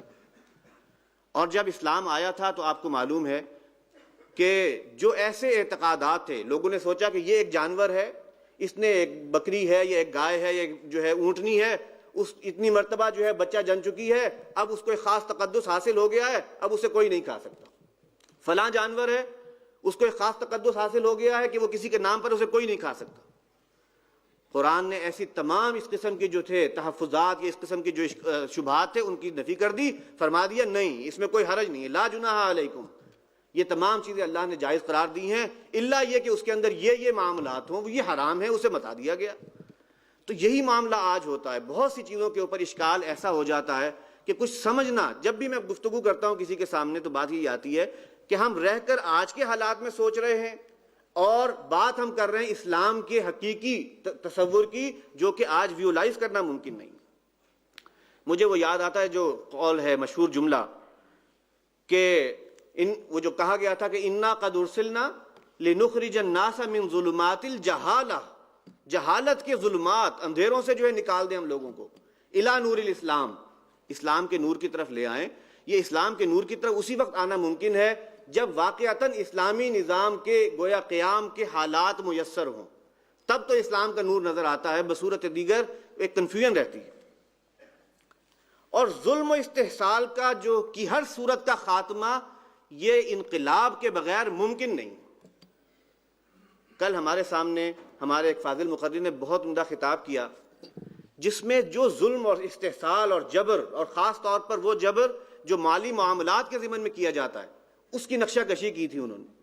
کس طریقے سے اس وقت جو ہے ایک بینکرز کا طبقہ یا جو اونرز ہیں، وہ بڑے بڑے بینکوں کے اونرز، وہ کس طریقے سے اس پورے نظام کو جکڑے ہوئے اور اس سے نکلنا ممکن نظر نہیں آتا. یہ جبر ہے، استحصال ہے. اب میں اس پر جب غور کرتا ہوں کہ اس قسم کے حالات میں ہمارے لیے کیا گویا سبق ہے، ہمیں کیا کرنا چاہیے، تو مجھے یہ نظر آتا ہے کہ ایک دور وہ تھا اسلام کا جب کہ اسلام رائز پر تھا اور مسلمانوں کی طرف سے پیش قدمی تھی. دوسرے لوگوں کو جا کر کہا جاتا تھا کہ یا تو اسلام لے آؤ، ہمارے برابر کے بن جاؤ گے، بھائی بن جاؤ گے، اسلام نہیں لاتے چھوٹے بن کر رہو، جزیہ دو، اور یہ بھی نہیں کرتے تو تلوار ہمارے اور تمہارے مابین فیصلہ کرے گی. یہ جو صورتحال تھی، آج صورتحال برعکس ہو چکی ہے. آج غیر مسلم طاقتیں اور قوتیں تقریباً ایسا ہی معاملہ مسلمانوں کے ساتھ کر رہے ہیں. اب یہ ایک ایسی مثال ہے جسے ہم یہاں پر دیکھیں تو جو منی ماسٹرز آج کے بڑے بنے بیٹھے ہیں، جو استحصال کر رہے ہیں، اگر اسلامی نظام قائم ہو اور اسلام جو ہے اسی طرح سے رائز پر ہو تو مسلمان اور وہ خلیفہ جو اللہ کو ماننے والے ہیں وہ منی ماسٹرز ہوں گے، پوری دنیا کی دولت ان کے قبضے میں ہوگی، اور وہ دولت کو اس طرح سے استعمال نہیں کریں گے جس سے جبر ہو اور جس سے استحصال ہو. وہ دولت کا اور پوری دنیا کا دولت کا استعمال اس طریقے سے کریں گے جس سے انسانوں کی فلاح اور بہبود ہو سکے، جس سے لوگوں کی جو ہے مشکلات کا حل ہو سکے. لہٰذا آج کے ان منی ماسٹرز پر الزام نہیں ہے، وہ تو ہمارے دشمن ہیں ہی، ان کی دشمنی تو ہمیشہ سے ہمارے لیے گویا کھلی پڑی ہے. قرآن نے بیان کر دی ہے کہ ان کی دشمنی جو منہ سے کہتے ہیں اس سے کئی بڑھ کر ہے. وہ تو یہ کہیں گے کہ بھائی ہم نے تمہیں کب کہا تھا، تم نے ایک اتنی بڑی جو ہے اسلامی سلطنت قائم کر دی، مسلمانوں کی ایک نظام حکومت قائم کر دیا. جب پاکستان قائم ہوا تھا سسٹم ہمارا ہی اختیار کیا، بینکنگ سسٹم تو وہی کا وہی رہا. یہ ہمارا قصور ہے کہ تمہارا قصور ہے؟ اسی طریقے سے آج اگر ہم تمہیں قرض دیتے ہیں اور قرض دے کر ہم تم سے جو ہے وہ قرض اور سود کا تقاضا کرتے ہیں تو تمہارا تو اختیار ہے، تم قرض نہ لو، تم قرض لیتے ہو، اللہ تو اللہ میں اڑا دیتے ہو، اسے مس یوز کرتے ہو. کیوں کرتے ہو؟ تمہارا قصور ہے کہ ہمارا قصور ہے؟ اور یہی بات ہے جو شیطان جو ہے وہ کہے گا جب اللہ کے حضور پیشی ہوگی. قرآن مجید میں ایک جو ہے اس قسم کی ایک مثال بیان کی گئی ہے کہ وہ کہے گا وہ کہ یہ اپنے آپ کو ملامت کرو، مجھے مت ملامت کرو، میں نے تو تمہیں دعوت دی اور تم نے لبیک کہا اور چلے آئے، میرے پیچھے چل پڑے. تو آج جو تم نے اپنی حالت بنا لی ہے، جس قسم کے حالات سے تم آج جو دوچار ہو، یہ تمہارا اپنا قصور ہے. انہوں نے تو یہ کرنا ہی ہے، انہوں نے تو تسلط قائم کرنا ہے تاکہ پوری دنیا کو غلام بنائیں، استحصال کریں. لیکن ہمارے اوپر ذمہ داری کیا ہے؟ ہمیں اس نظام خلافت کو قائم کرنا ہے تاکہ اس تمام دولت پر مسلمان جو ہے وہ قابض ہو جو پوری دنیا میں اس وقت پھیلی پڑی ہے، اور اسے انسانیت کی فلاح و بہبود کے لیے استعمال کیا جائے. دیکھیے، یہ چند باتیں میں خلافت کے حوالے سے اس لیے کہہ رہا ہوں کہ خلافت یا انقلاب اسلامی کے ذریعے سے قوت نافذہ میسر ہو جاتی ہے. آج جتنی بھی ہم آلٹرنیٹیوز دیتے ہیں وہ سب کے سب بے اثر ہو جاتے ہیں اگر وہ قوت نافذہ نہیں ہے. قوت نافذہ ہو اور شریعت کی بالادستی کے راستے میں کوئی رکاوٹ نہ ہو تو یہ تمام باتیں جو ہم کر رہے ہیں اور ہم بیٹھ کر جو جتنی بھی سود کے خلاف بات کر رہے ہیں وہ سب کی سب اہم ہیں، ویلڈ ہیں. لہٰذا اصل زور اور اصل فوکس ہمارا جو ہے وہ اس کی تیاری کے لیے ہونا چاہیے. لیکن جب تک انقلاب نہیں آتا کیا کریں؟ یہ تو اللہ کی دین ہوگی، ہماری طرف سے محنت ہے، اعطاء اللہ کی طرف سے ہوگی کہ اللہ تعالیٰ جو ہے وہ نظام وہ حالات میسر کر دے. آج ہم کیا کریں؟ ایک تو میں نے بتا دیا، اپنی قوتوں کو جو ہے اور زیادہ تیز کیا جائے، اپنی اور محنتوں کو آگے بڑھائیں. دوسرے، اس وقت اس نظام میں رہتے ہوئے سود جیسی جو لعنت ہے اور برائی ہے اس سے جس حد تک ممکن ہو براہ راست انوالومنٹ، اس سے تو بچیں. انسان مجبور ہو جاتا ہے، مضطر ہو جاتا ہے تو اس کے حالات مختلف ہوتے ہیں. لہٰذا اس پر تو ہم اللہ کے ہاں جو ہے گویا ہمارا مواخذہ ہو سکتا ہے کہ بھئی تم کر سکتے تھے، تم نے ایسا کیوں نہیں کیا؟ سود سے بچ سکتے تھے، کیوں نہیں کیا؟ جوئے سے، سٹے سے بچ سکتے تھے، کیوں نہیں کیا؟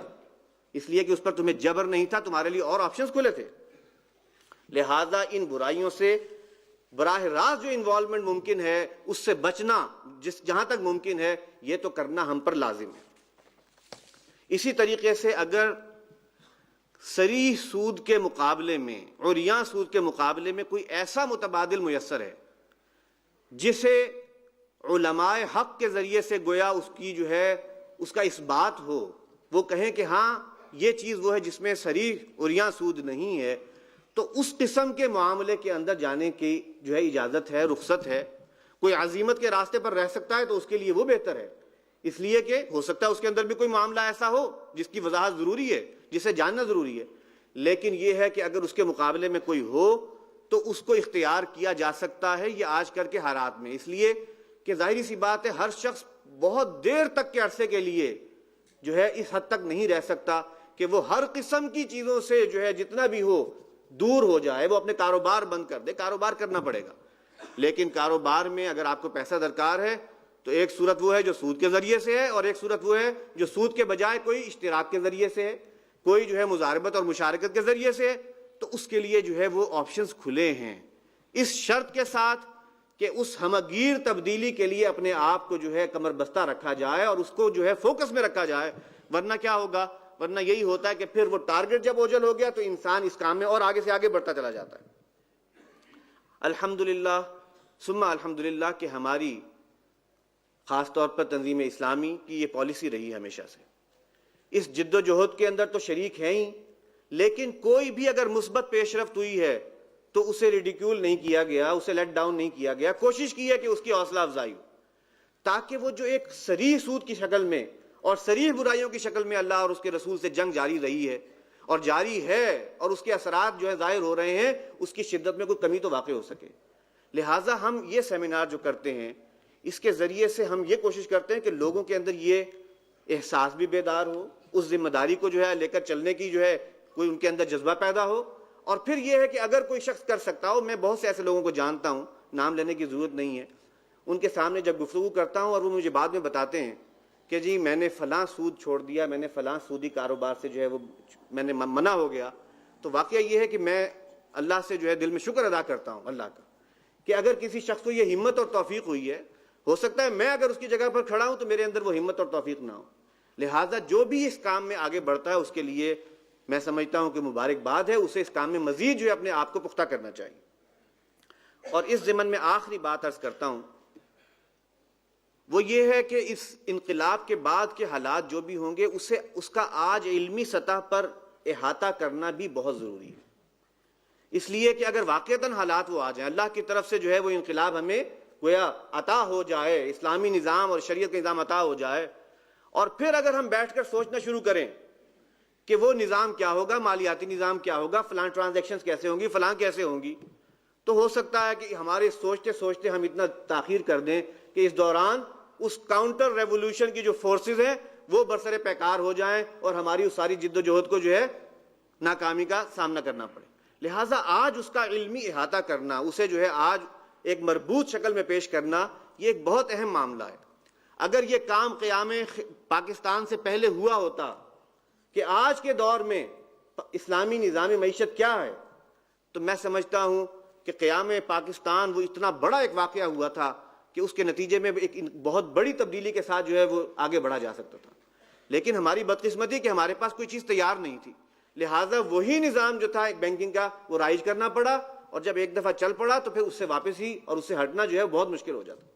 یہی معاملہ جو ہے مجھے ہمارے ایک دوست باسط بلال وہ بتایا کرتے تھے کہ ٹرینیداد کا کوئی علاقہ تھا، وہاں پر کوئی بہت بڑی جماعت، ایک بڑی جماعت تو نہیں، کوئی جماعت تھی جو اسلام کے لیے کام کر رہی تھی، اسلامی انقلاب کے لیے.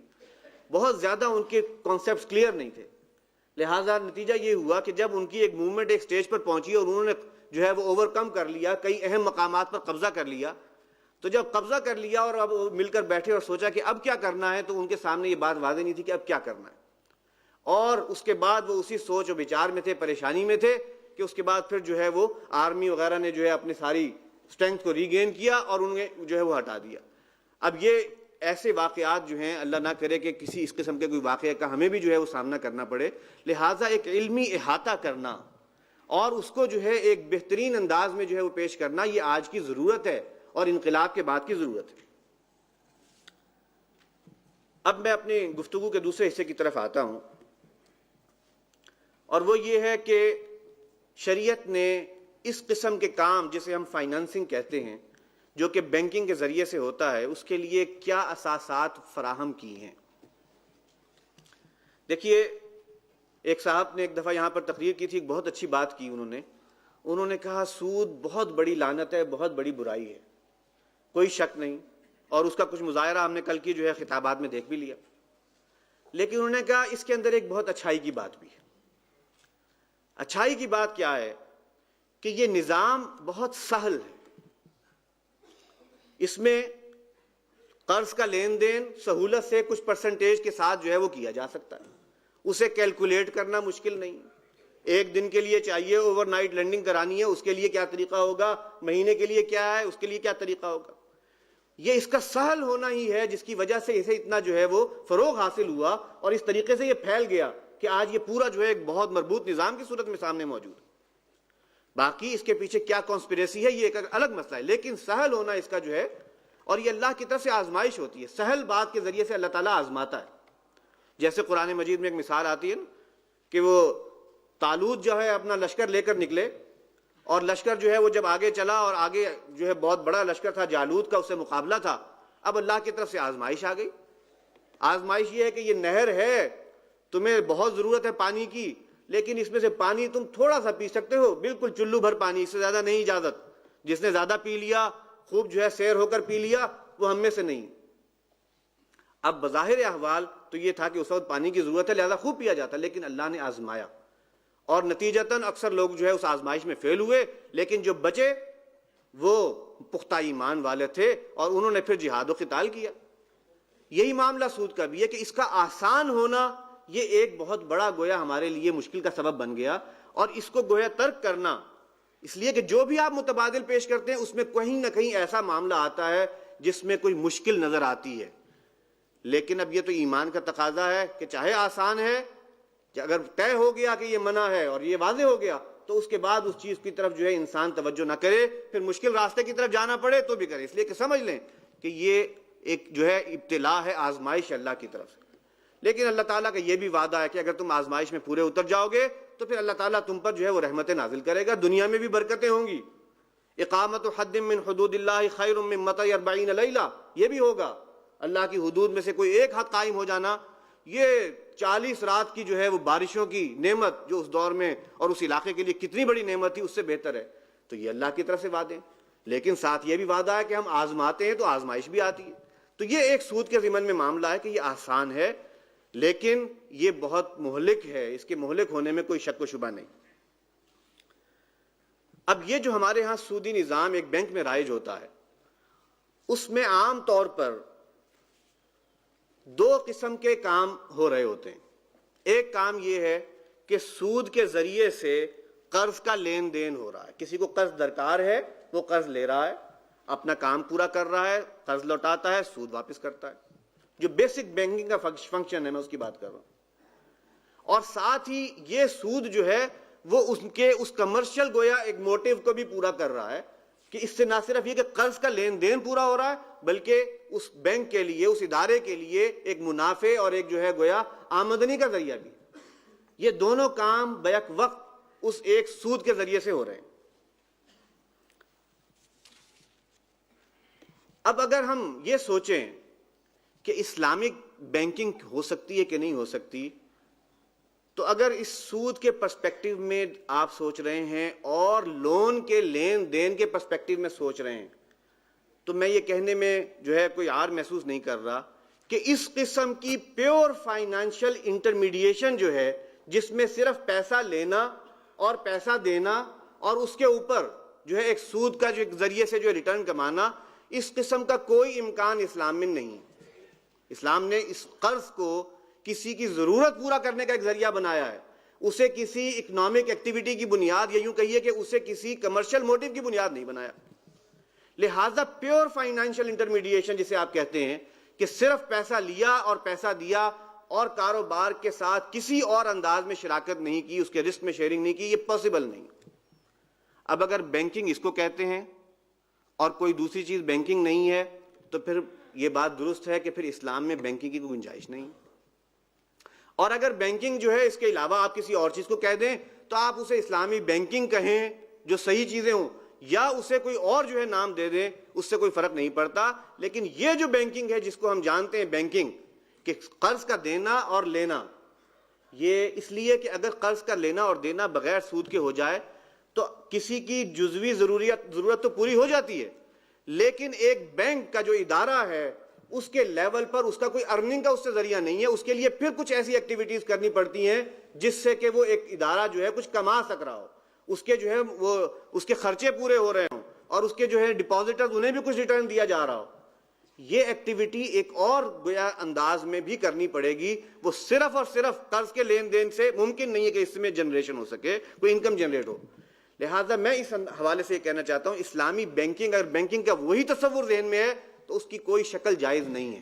ہاں اگر وہ ایک ادارہ ایسا مالیاتی ادارہ ہے جس میں لوگ پیسہ جمع کراتے ہیں, وہ لوگوں کی شارٹ ٹرم اور لانگ ٹرم نیڈز کو بھی پورا کرتا ہے, قرض دیتا ہے بغیر سود کے, تو اس کی ایک شکل ممکن ہے جس کی آج ایک وضاحت ہوگی انشاءاللہ, تفصیلی جو ہے پریزنٹیشن ہوگی, اس کے اندر کیا پوٹینشیل ہے, کیسے وہ ورک کرے گا, یہ بھی ہو سکتا ہے.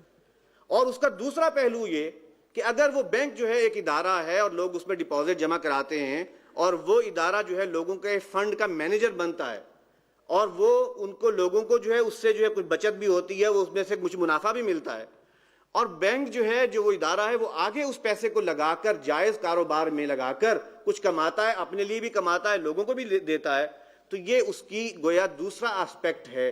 اسے بھی سمجھنے کی ضرورت ہے کہ اس میں ایک بینک جیسے ادارے کے لیے کیا کیا آپشن ہیں. تو میں یہ اس کو اگر یوں کہوں کہ ایک تو بینک کے وہ متبادلات ہیں جو غیر کمرشل ہیں جس سے اسے نفع یا کوئی منافع نہیں ہو سکتا, اور کچھ وہ متبادلات ہیں جو کمرشل ہیں جس سے اسے کوئی منافع بھی حاصل ہوگا, جو کہ وہ اپنے لیے اپنے اخراجات کو پورا کرنے کے لیے اور وہ ڈپازیٹر جو اس کے ساتھ شراکتی بنیادوں پر کھاتے کھلواتے ہیں ان کو جو ہے وہ ادائیگیاں کر سکیں. اب دیکھیے جو ہمارے پاس سب سے پہلی رپورٹ اس ضمن میں آئی تھی وہ رپورٹ تھی کاؤنسل آف اسلامک آئیڈیالوجی کی, یا اسے اس وقت اسلامی اسلامک آئیڈیالوجی کانسیپٹ شروع میں کہتے تھے، بعد میں اس کا نام تھوڑا سا تبدیل کیا گیا. اس نے جو رپورٹ مرتب کی تھی اس میں 12 متبادل جو ہیں ان کا ذکر کیا تھا. وہ 12 متبادل کون سے تھے؟ وہ متبادل اس بنیاد پر دیے گئے تھے کہ بینک ان موڈز کے ذریعے سے اگر اپنی بزنس کرتا ہے تو وہ خود بھی کما سکتا ہے، اپنے ڈپازیٹرز کو بھی دے سکتا ہے، اور لوگوں کی فائنانسنگ کی نیڈ بھی پوری ہو سکتی. پہلا متبادل جو بیان کیا گیا اس میں، اس رپورٹ میں، وہ ہے مضاربہ. یہ کیا ہے اس کی میں وضاحت ابھی آگے کروں گا. دوسرا تھا مشارکہ. تیسرا متبادل جو اس رپورٹ میں دیا گیا تھا سن 1980 والی رپورٹ میں، وہ تھا اجارہ. چوتھا اجارہ و اقتناء. پانچواں ایکویٹی اینڈ پارٹیسپیشن. چھٹا رینٹ شیئرنگ. ساتواں اشیاء کی خرید و فروخت کے لیے بیع مرابحہ کی صورت میں مارک اپ فائنانسنگ. آٹھواں جائیداد کی خرید کے لیے بائی بیک کے معاہدات. نمبر 9 پر ہے، 9ویں نمبر پر ہے پارٹیسپیٹری ٹرم سرٹیفکیٹس. 10واں نمبر ہے ٹریڈ بلز، ان کی ایکسچینج اور ڈسکاؤنٹنگ وغیرہ کے معاملات. 11 نمبر پر تھا سروس چارجز کی بنیاد پر غیر سودی قرضے. اور 12واں متبادل بیان ہوا تھا قرض حسنہ. یہ 12 متبادل دیے گئے تھے. یہ لسٹ پڑھنے کی ضرورت اس لیے پیش آئی ہے کہ یہاں میں یہ عرض کرنا چاہتا ہوں کہ یہ جو متبادل دیے گئے، ان میں بھی کچھ متبادل وہ تھے جو اس وقت بھی متنازع تھے اور بعد میں بھی وہ متنازع ہی رہے، بلکہ اس کے بارے میں بعد میں حتمی طور پر معلوم ہو گیا کہ یہ درست نہیں. لیکن وہ ابتدائی غلطی تھی کہ جو اس رپورٹ میں بطور متبادل پیش کیے گئے. اور ان میں سے مثال کے طور پر بائی بیک کا ایک ارینجمنٹ ہے. یہ اس وقت باقاعدہ ایک متبادل کے طور پر دیا گیا. بائی بیک کیا ہوتا ہے کہ میں کوئی چیز جو ہے، مجھے فائنانسنگ درکار ہے اور میں کوئی چیز اپنی جو ہے وہ ابھی بیچ دیتا ہوں نقد کی بنیاد پر اور پھر واپس ادھار کی بنیاد پر خرید لیتا ہوں. اس سے مجھے فائنانسنگ بھی مل جاتی ہے اور درمیان میں ایک چیز کا جو ہے گویا بائی بیک بھی ہو جاتا ہے، اور وہ بیع کی شکل کی ایک آ جاتی، بات بن جاتی. اور بیع چونکہ جائز ہے لہذا اسے جائز سمجھا گیا. حالانکہ یہ وہ چیز تھی جس کو کہ بیعینہ کی شکل میں نبی اکرم صلی اللہ علیہ وسلم کے دور میں منع قرار دیا گیا تھا. اس وقت بھی اس طرح سے معاملہ ہوتا تھا کہ کوئی شخص اگر سودی قرضہ جو ہے اس میں انوالو نہیں ہونا چاہتا تھا تو وہ بائی بیک کے ذریعے سے ایک معاملہ کر لیتا تھا. لہٰذا اس قسم کے متبادل بھی تھے. اور پھر یہ ہے کہ جو مارک اپ فائنانسنگ تھی اس کی بھی جو شکلیں بعد میں اس کی بھی وضاحت کروں گا ہوئیں، اس کے بارے میں بھی لوگوں کو شروع سے اشکال تھا کہ یہ غلط ہے اور اس کے ذریعے سے سودی نظام ہی کے کوئی فروغ کا ذریعہ جو ہے وہ پیدا ہو جائے گا. لہٰذا سن 1984 کی ریوائز رپورٹ میں پھر اس کا ذکر خاص طور پر کاؤنسل آف اسلامک آئیڈیالوجی نے کیا کہ ہم نے یہ تجاویز نہیں دی تھی، ہم نے اس کو فلاں فلاں معاملے کو بہت سپیرنگلی یوز کرنے کے لیے کہا گیا تھا اور ٹرانزیشنری پیریڈ کے لیے کیا گیا تھا، لیکن انہوں نے جو ہے معاملے کو اسی کو اختیار کر لیا اور اصل چیزوں کو جو ہے وہ چھوڑ دیا. اب یہ جتنے بھی متبادل ہیں، یہ نام تو بہت سارے ہیں، اگر آپ انہیں اکٹھا کریں تو یہ 3 قسم کی فائنانسنگ بنتی ہیں. پہلی فائنانسنگ وہ ہے جسے آپ کہہ سکتے ہیں نفع اور نقصان کی بنیاد پر فائنانسنگ، مشارکت اور مضاربت کی بنیاد پر فائنانسنگ. یعنی ایک بینک جو ہے، ایک بینک کسی شخص کے ساتھ یا کسی ادارے کے ساتھ اسے فائنانسنگ دے رہا ہے، لیکن اس بنیاد پر کہ آپ کاروبار میں ہم آپ کے ساتھ شریک ہوں گے اور ہم جو ہے سلیپنگ پارٹنر ہیں، ایک حد تک کاروبار آپ کریں گے، آپ جو ہیں اس میں سے منافع میں ہمیں حصہ دیں گے. یہ ایک امکان موجود ہے، اس لیے کہ شریعت نے مضاربت کو جائز قرار دیا ہے، مشارکت کو بھی. اس میں بہت تھوڑا سا فرق ہے مضاربت اور مشارکت میں. یہ دونوں ہی اصل میں پارٹیسپیشن کے اور جو اس طرح کی شراکت کے جو ہیں وہ 2 شکلیں ہیں. مضاربت اور مشارکت میں فرق یہ ہے کہ اگر تو جو بھی اس معاہدے کے پارٹنرز ہیں، حصے داران ہیں، وہ سب کے سب اگر کچھ جو ہے وہ کیپٹل کے ساتھ اور پیسے کے ساتھ شریک ہوں تو وہ مشارکہ کی ایک شکل ہے. اور اگر ان میں سے ایک یا ایک سے زیادہ جو ہے وہ کیپٹل کے بغیر ہو، صرف اپنی جو ہے سروسز دیتا ہو اور دوسرا جو ہے وہ کیپٹل پرووائڈ کر رہا ہو، 2 یا 2 سے زیادہ، تو یہ ایک مضاربہ کی شکل ہے. اور اس کا اصول کیا ہے کہ جب بھی اس طرح سے آپ پارٹیسپیٹری بنیاد پر کوئی کسی کو پیسہ دیتے ہیں تو اس کے لیے مدت معاہدہ طے ہونی چاہیے، کتنی مدت کے لیے کیا جا رہا ہے. اس میں جو نفع اور نقصان کا تناسب ہے وہ طے ہونا چاہیے. کہ کیا 50-50 کے حساب سے جو ہے 50% کے حساب سے منافع تقسیم ہوگا یا کوئی اور جو ہے وہ شکل ہو سکتی ہے. کسی اور شکل کو بھی منع نہیں کیا گیا. یہ نہیں ہے کہ آپ جو ہے وہ کوئی بھی جو اپنی شیئرنگ ریشو ہے اسے ایک خاص حد سے زیادہ نہیں بڑھا سکتے. وہ ایک خاص حالات میں تو ہیں لیکن عام حالات میں یہ نہیں ہے، بلکہ یہ کہ آپس کی نیگوشیشن کا ذریعہ. اگر نقصان ہو رہا ہے اور شراکت ہے، سب کا کیپٹل ہے، تو کیپٹل کے تناسب سے نقصان کو برداشت کرنا ہوگا. اور اگر مضاربہ ہے تو جو کیپٹل لا رہا ہے وہ کیپٹل کا پورا نقصان برداشت کرے گا، اور جو شخص جو ہے وہ اپنی ایفرٹس لا رہا ہے وہ صرف ایفرٹ کی حد تک جو ہے اپنا نقصان برداشت کرے گا، اس کا کیپٹل لاس نہیں ہوگا. تو یہ اصول ہیں، کچھ بنیادی اصول جو مضاربت اور مشارکت کے ہیں. پھر اس میں ڈیٹیلز ہیں کہ مضارب کی ذمہ داریاں کیا ہیں، اس کے لیے کیا کیا جو ہے چیزیں راستے کھلے ہیں، اور رب المال کے لیے کیا ہے، اور اگر شراکہ ہے تو اس کی کس قسم میں کس کی کیا رسپانسبلٹیز ہیں. یہ پھر ڈیٹیلز ہیں جس کی اس وقت جو ہے بیان کی ضرورت نہیں. یہ ایک ایسا طریقہ ہے جس سے کہ بینک اگر کوئی ایک مالیاتی ادارہ جس میں فنڈ جو ہے جمع ہوتا ہے وہ اختیار کرے تو اس کے ذریعے سے منافع میں شریک ہو کر گویا کاروبار میں اپنا حصہ ڈال سکتا ہے. لیکن سوال یہ ہے کہ بینک اس طرف کیوں نہیں آتے، کم کیوں آتے ہیں؟ وجہ یہ ہے کہ اس میں بنیادی اصول یہ ہے کہ جو ذمہ داری ہے اور رسک ہے اسے شیئر کرنا پڑتا ہے. آپ کاروبار میں تو ہمیشہ فائدہ نہیں ہوتا، فائدہ کبھی زیادہ ہے کبھی کم ہے، نقصان بھی ہو سکتا ہے. لیکن پیسہ دینے والا جو ہے اس کی خواہش ہوتی ہے نقصان نہ ہو، لہٰذا وہ اس آپشن کو اویل کرنے سے تھوڑا سا گریز کرتے ہیں. اب اگر ہم اسلامی بینکاری کی بات کر رہے ہیں اور ہمارے پیش نظر یہ ہے کہ سود سے بچنا ہے تو ہمیں اس اصول کو تو اختیار کرنا پڑے گا. یہ ایک مجبوری ہے. نبی صلی اللہ علیہ وسلم کا فرمان ہے ان الخراج بالضمان، کہ نفع کا اور جو ہے منافع کا استحقاق وہ رسک شیئرنگ کے ساتھ ہے. تم ذمہ داری بھی قبول کرو تو منافع میں تمہارا حق موجود ہے. اب اگر بینک اتنا بھی نہیں کر سکتا کہ جس کے ساتھ فائنانسنگ کی جا رہی ہے، انویسٹ کیا جا رہا ہے، ان کے لین دین کی کوئی مانیٹرنگ کر سکے، ان کے اکاؤنٹس کو چیک کرنے کا کوئی نظام بنا سکے کہ آیا وہ ہمارے ساتھ جو ہے کھیل تو نہیں کھیل رہے، اور جو ہے ان کے ساتھ کسی حد تک جو ہے وہ شریک نہ ہو، تو پھر ظاہری سی بات ہے وہ پھر پیور فائنانشیل انٹرمیڈیشن چاہ رہے ہیں. وہ پھر اسلامی نظام کے تحت کام نہیں کرنا چاہ رہے. اسلامی نظام میں تو یہ ہے کہ اگر آپ اس پر اعتماد کرتے ہیں ٹھیک ہے، اسے کام کرنے دیجئے، اگر نہیں ہے تو آپ اپنا جو ہے کام کا کوئی حصہ طے کر لیں. اور بینک کے لیے بڑی سہولت سے ہو سکتا ہے کہ وہ اس کے جتنی بھی فائنینشیل ٹرانزیکشنز ہیں ان کے اوپر اپنی جو ہے کوئی چیک لگائے، دیکھے کہ وہ ٹھیک ہو رہی ہیں کہ نہیں ہو رہی، کہیں ڈبل بک کیپنگ تو نہیں کی جا رہی. اب جب یہ بھی نہ کرنا چاہیں گے تو ظاہری سی بات ہے یہ آپشن انہیں پھر سوٹ نہیں کر رہی ہوتی، اور وہ یہ کہتے ہیں کہ ہمیں یہ چیز پسند نہیں ہے لہذا اس کی طرف نہیں جائیں گے. اگر تو بینکنگ کرنی ہے اور اسلامی بنیادوں پر کرنی ہے تو اگر مضاربت اور مشارکت ہے تو پھر اس میں یہ ذمہ داری کا فیکٹر قبول کیے بغیر پاسبل نہیں.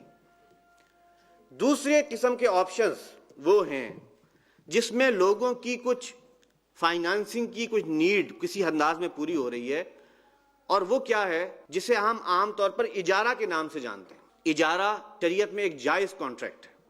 اس کا کیا مطلب ہے اجارے کا؟ اجارے کا مطلب یہ ہے کہ کوئی شخص کسی چیز کے استعمال میں دلچسپی رکھتا ہے، اسے استعمال چاہیے، اور وہ چیز ایسی ہے جو کہ استعمال کے ساتھ اپنا وجود ختم نہیں کر لیتی، اس کا وجود برقرار رہتا ہے. جیسے کوئی گھر ہے، کوئی کار ہے، کوئی گاڑی ہے وغیرہ وغیرہ، اس طرح کی چیزیں جو استعمال کے ساتھ انٹیکٹ رہتی ہیں. اب کسی کو اس کی اونرشپ میں دلچسپی نہیں ہے. کیوں؟ اس لیے کہ اونرشپ اتنی مہنگی ہے کہ وہ اسے افورڈ نہیں کر سکتا، وہ چاہتا ہے استعمال کرنا ایک مدت تک کے لیے. تو اب اجارے کا ایک کانٹریکٹ شریعت نے جائز قرار دیا. اور یہ اجارہ جو ہے اجارت الاشخاص بھی ہوتا ہے کہ لوگوں کے ساتھ آپ کو کسی شخص کو غلام نہیں خرید سکتے. غلام کی اب جو ہے گویا حالات ہی نہیں ہے کہ آپ اسے خرید لیں، آپ اس کی صرف سروسز لینا چاہتے ہیں. اس سے معاہدہ طے کر لیں، صبح سے شام تک جو ہے 8 گھنٹے کام کرو گے تو میں تمہیں اتنا جو ہے اجرت دوں گا. یہ اجارت الاشخاص ہے، آپ نے گویا اس کی سروسز ہائر کر لی. اور دوسرا اجارہ ہے جسے اجارت الاشیاء کہا جاتا ہے، وہ ہے جس کا میں نے پہلے ذکر کیا کہ آپ چیز کو اون نہ کریں، اس کے اندر بہت زیادہ پیسہ انوالوڈ ہے، آپ اس کے صرف یوز کا حق لے لیں. یہ اجارہ ہے، یہ بھی جائز ہے. اب سوال یہ ہے کہ اگر یہ جائز ہے تو پھر بینکنگ میں یہ کیسے آئے گا، کس طریقے سے استعمال ہو سکتا ہے؟ اور اگر بینکنگ میں استعمال کیا جا رہا ہے تو اس میں اس کا مس یوز کیا ہے، اس کو بھی سمجھنے کی ضرورت ہے. بینکنگ میں یہ صورت میں آ سکتا ہے کہ یہ ایک مالیاتی ادارہ ہے جس میں فنڈ جمع ہے بہت زیادہ. یہ ایسی چیزوں کو اون کر سکتا ہے، لوگوں کے اس پیسے کو فنڈ مینیجر بنتے ہوئے کہ جو کہ لوگوں کی ضرورت کی ہیں. اون کر کے وہ اب گویا لوگوں کی مشترکہ ملکیت ہو گئے, ان کے بہاف پر ایک جو ہے وہ ادارہ یہ عمل کر رہا ہے کہ وہ اون کر رہا ہے, اور اس کے بعد پھر وہ لوگوں کو جو ہے ایک معینہ رینٹل کے اوپر جو ہے وہ اسے کرائے پر دے دے. اگر ایک شخص انفرادی ملکیت کی چیز کرائے پر دے سکتا ہے تو 10 افراد اپنی اجتماعی ملکیت کی شے بھی کرائے پر دے سکتے ہیں, اور اپنی اپنی ملکیت کا جو اس میں حصہ ہے اس کے مطابق اس میں اپنا جو ہے وہ رینٹ میں اپنا حصہ رکھ سکتے ہیں. اب سوال یہ ہے کہ یہ کام بینک جب کرتا ہے تو کیا ہوتا ہے؟ عام طور پر یہ ہوتا ہے کہ اس اجارے کو عام طور پر 2 طرح سے استعمال کیا جاتا ہے. ایک کو ہم کہتے ہیں فائنینشیل لیز اور ایک کو کہا جاتا ہے آپریٹنگ لیز. فائنینشیل لیز جو ہے وہ تقریباً وہ چیز ہے جو کہ ایک لون کی صورت میں, قرض کی صورت میں اضافی کسی جو ہے شرح سود کے ساتھ واپسی کا معاملہ ہوتا ہے. اس لیے کہ اس میں کیا کیا جاتا ہے, ایک ایسٹ کی ٹوٹل ویلیو کو اسیس کیا جاتا ہے.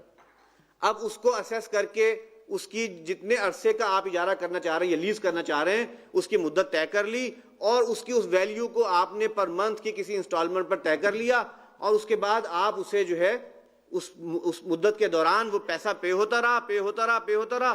جب مکمل پیسہ پے ہو گیا تو اب وہ چیز جو ہے وہ ملکیت میں دوسرے شخص کی ملکیت میں جس نے اسے لیا تھا اس کی ملکیت میں ٹرانسفر کر دی. فائنینشیل لیز کی صورت میں اسے بیان ہی اس انداز میں کیا جاتا ہے جیسے کہ ایک لون کو ٹرانزیکشن میں کیا جاتا ہے.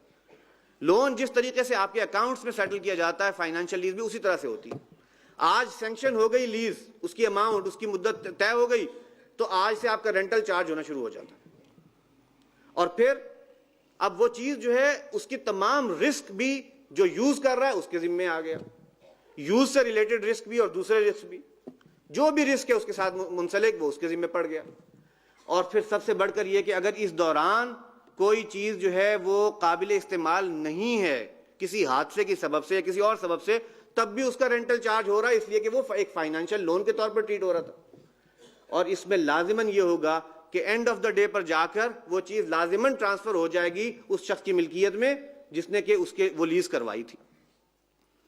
اب یہ وہ چیز ہے جس کے اندر ایک سے زیادہ قابل اعتراض باتیں ہیں, اور اسی لیے اس کے بارے میں یہ کہنا مشکل نہیں ہے کہ یہ درست نہیں ہے. یہ اسی ایک قرض کی صورت ہے جو کہ آپ ربا پر یا سود پر دیتے ہیں اور لیتے ہیں, اسے جو ہے نام اس کے اندر تبدیلی کر لی گئی. آپریٹنگ لیز کیا ہے؟ آپریٹنگ لیز جو ہے اس کی ٹریٹمنٹ اکاؤنٹس کی کتابوں میں لون کی صورت میں نہیں ہوتی. اس میں یہ ہے کہ جیسے کہ ایک کرایہ ہوتا ہے اور کرایہ کا ایک خرچہ جو ہے آپ ہر مہینے کے حساب میں ڈالتے ہیں, اس طریقے سے اس کو ٹریٹ کیا جاتا ہے. وہ اس صورت میں اس کا کرایہ قابل ادا ہوتا ہے جب کہ وہ چیز قابل استعمال ہے, آپ کو دے دی گئی ہے, اور اگر آگے ڈیلیور نہیں ہوئی ہے تو اس کا کوئی کرایہ نہیں ہے, قابل استعمال نہیں ہے تو اس کا کوئی کرایہ نہیں ہے. اس کی اونرشپ سے ریلیٹڈ تمام رسک جو ہے وہ اٹھاتا ہے کون؟ جس کی وہ ملکیت ہے, وہ کرایہ پہ دینے والا, وہ اٹھاتا ہے وہ تمام ذمہ داری. اب یہ وہ چیز ہے جو کہ آپریٹنگ لیز کا یہ کانسیپٹ اجارے کے کانسیپٹ سے بہت قریب ہے. اس لیے کہ اجارے میں بھی یہی ہے کہ جو شخص اجارے پر کوئی چیز جو ہے وہ دیتا ہے وہ اپنی ملکیتی چیز کی پوری ذمہ داری اٹھاتا ہے. وہ چیز جب وہ مدت پوری ہو جاتی ہے اور اس دوران کرایہ اس کو آتا رہتا ہے تو وہ چیز جو ہے واپس اس کی ملکیت میں آتی ہے. اس میں لازم نہیں ہوتا کہ وہ لازماً جو ہے وہ اس کی اونرشپ میں ٹرانسفر ہو. یہ اجارے کے بیسک کریکٹرسٹکس ہیں. اگر اس کریکٹرسٹکس کو آپ بائی پاس کر دیں گے تو وہ اجارے سے نکل کر ایک فائنینشیل لیز کی صورت بن جائے گی جو کہ جائز نہیں. لہٰذا اگر کوئی ادارہ جو کہ مال جمع کر رہا ہے لوگوں کا اور اس کی بنیاد پر کوئی کاروبار کرتا ہے, اگر وہ یہ کرتا ہے کہ واقعتاً وہ چیز اون کرتا ہے, اون کر کے اس کی تمام جو ہے رسپانسبلٹی لیتا ہے, اسے رینٹ آؤٹ کرتا ہے, اور رینٹ آؤٹ کرنے کے بعد کانٹریکٹ میں کوئی ایسی چیز شامل نہیں ہے کہ وہ لازماً جو ہے جس کو رینٹ کی گئی ہے اس میں جو ہے اونرشپ میں ٹرانسفر ہوگی, یہ تمام تقاضے پورے کر رہا ہے, تو یہ ایک کرائے کی صورت ہے. یہ ویسے ہی ہے جیسے کہ آپ رینٹ کار کرتے ہیں, اس کے اوپر کوئی اعتراض نہیں ہے. رینٹ کار میں آپ گاڑی کی ایک مدت طے کر لی, ایک مہینے کے لیے مجھے چاہیے, اس کا کرایہ طے ہے, اب آپ صرف اس کی یوز کا جو رینٹل ہے وہ پے کرتے چلے جائیں. اس کے قریب ترین شکل بنتی ہے آپریٹنگ لیز کی, جو کہ عام طور پر کی جاتی ہے. اگر کوئی کر سکتا ہے بینک یہ تمام کاموں کے ساتھ تو کرے, بصورت دیگر اگر اسے فائنینشیل لیز کی شکل بنانا ہے تو وہ آپشن اس کے لیے بھی اوپن نہیں ہے, وہ غلط ہے, اس سے جو ہے اوائڈ کرنا چاہیے.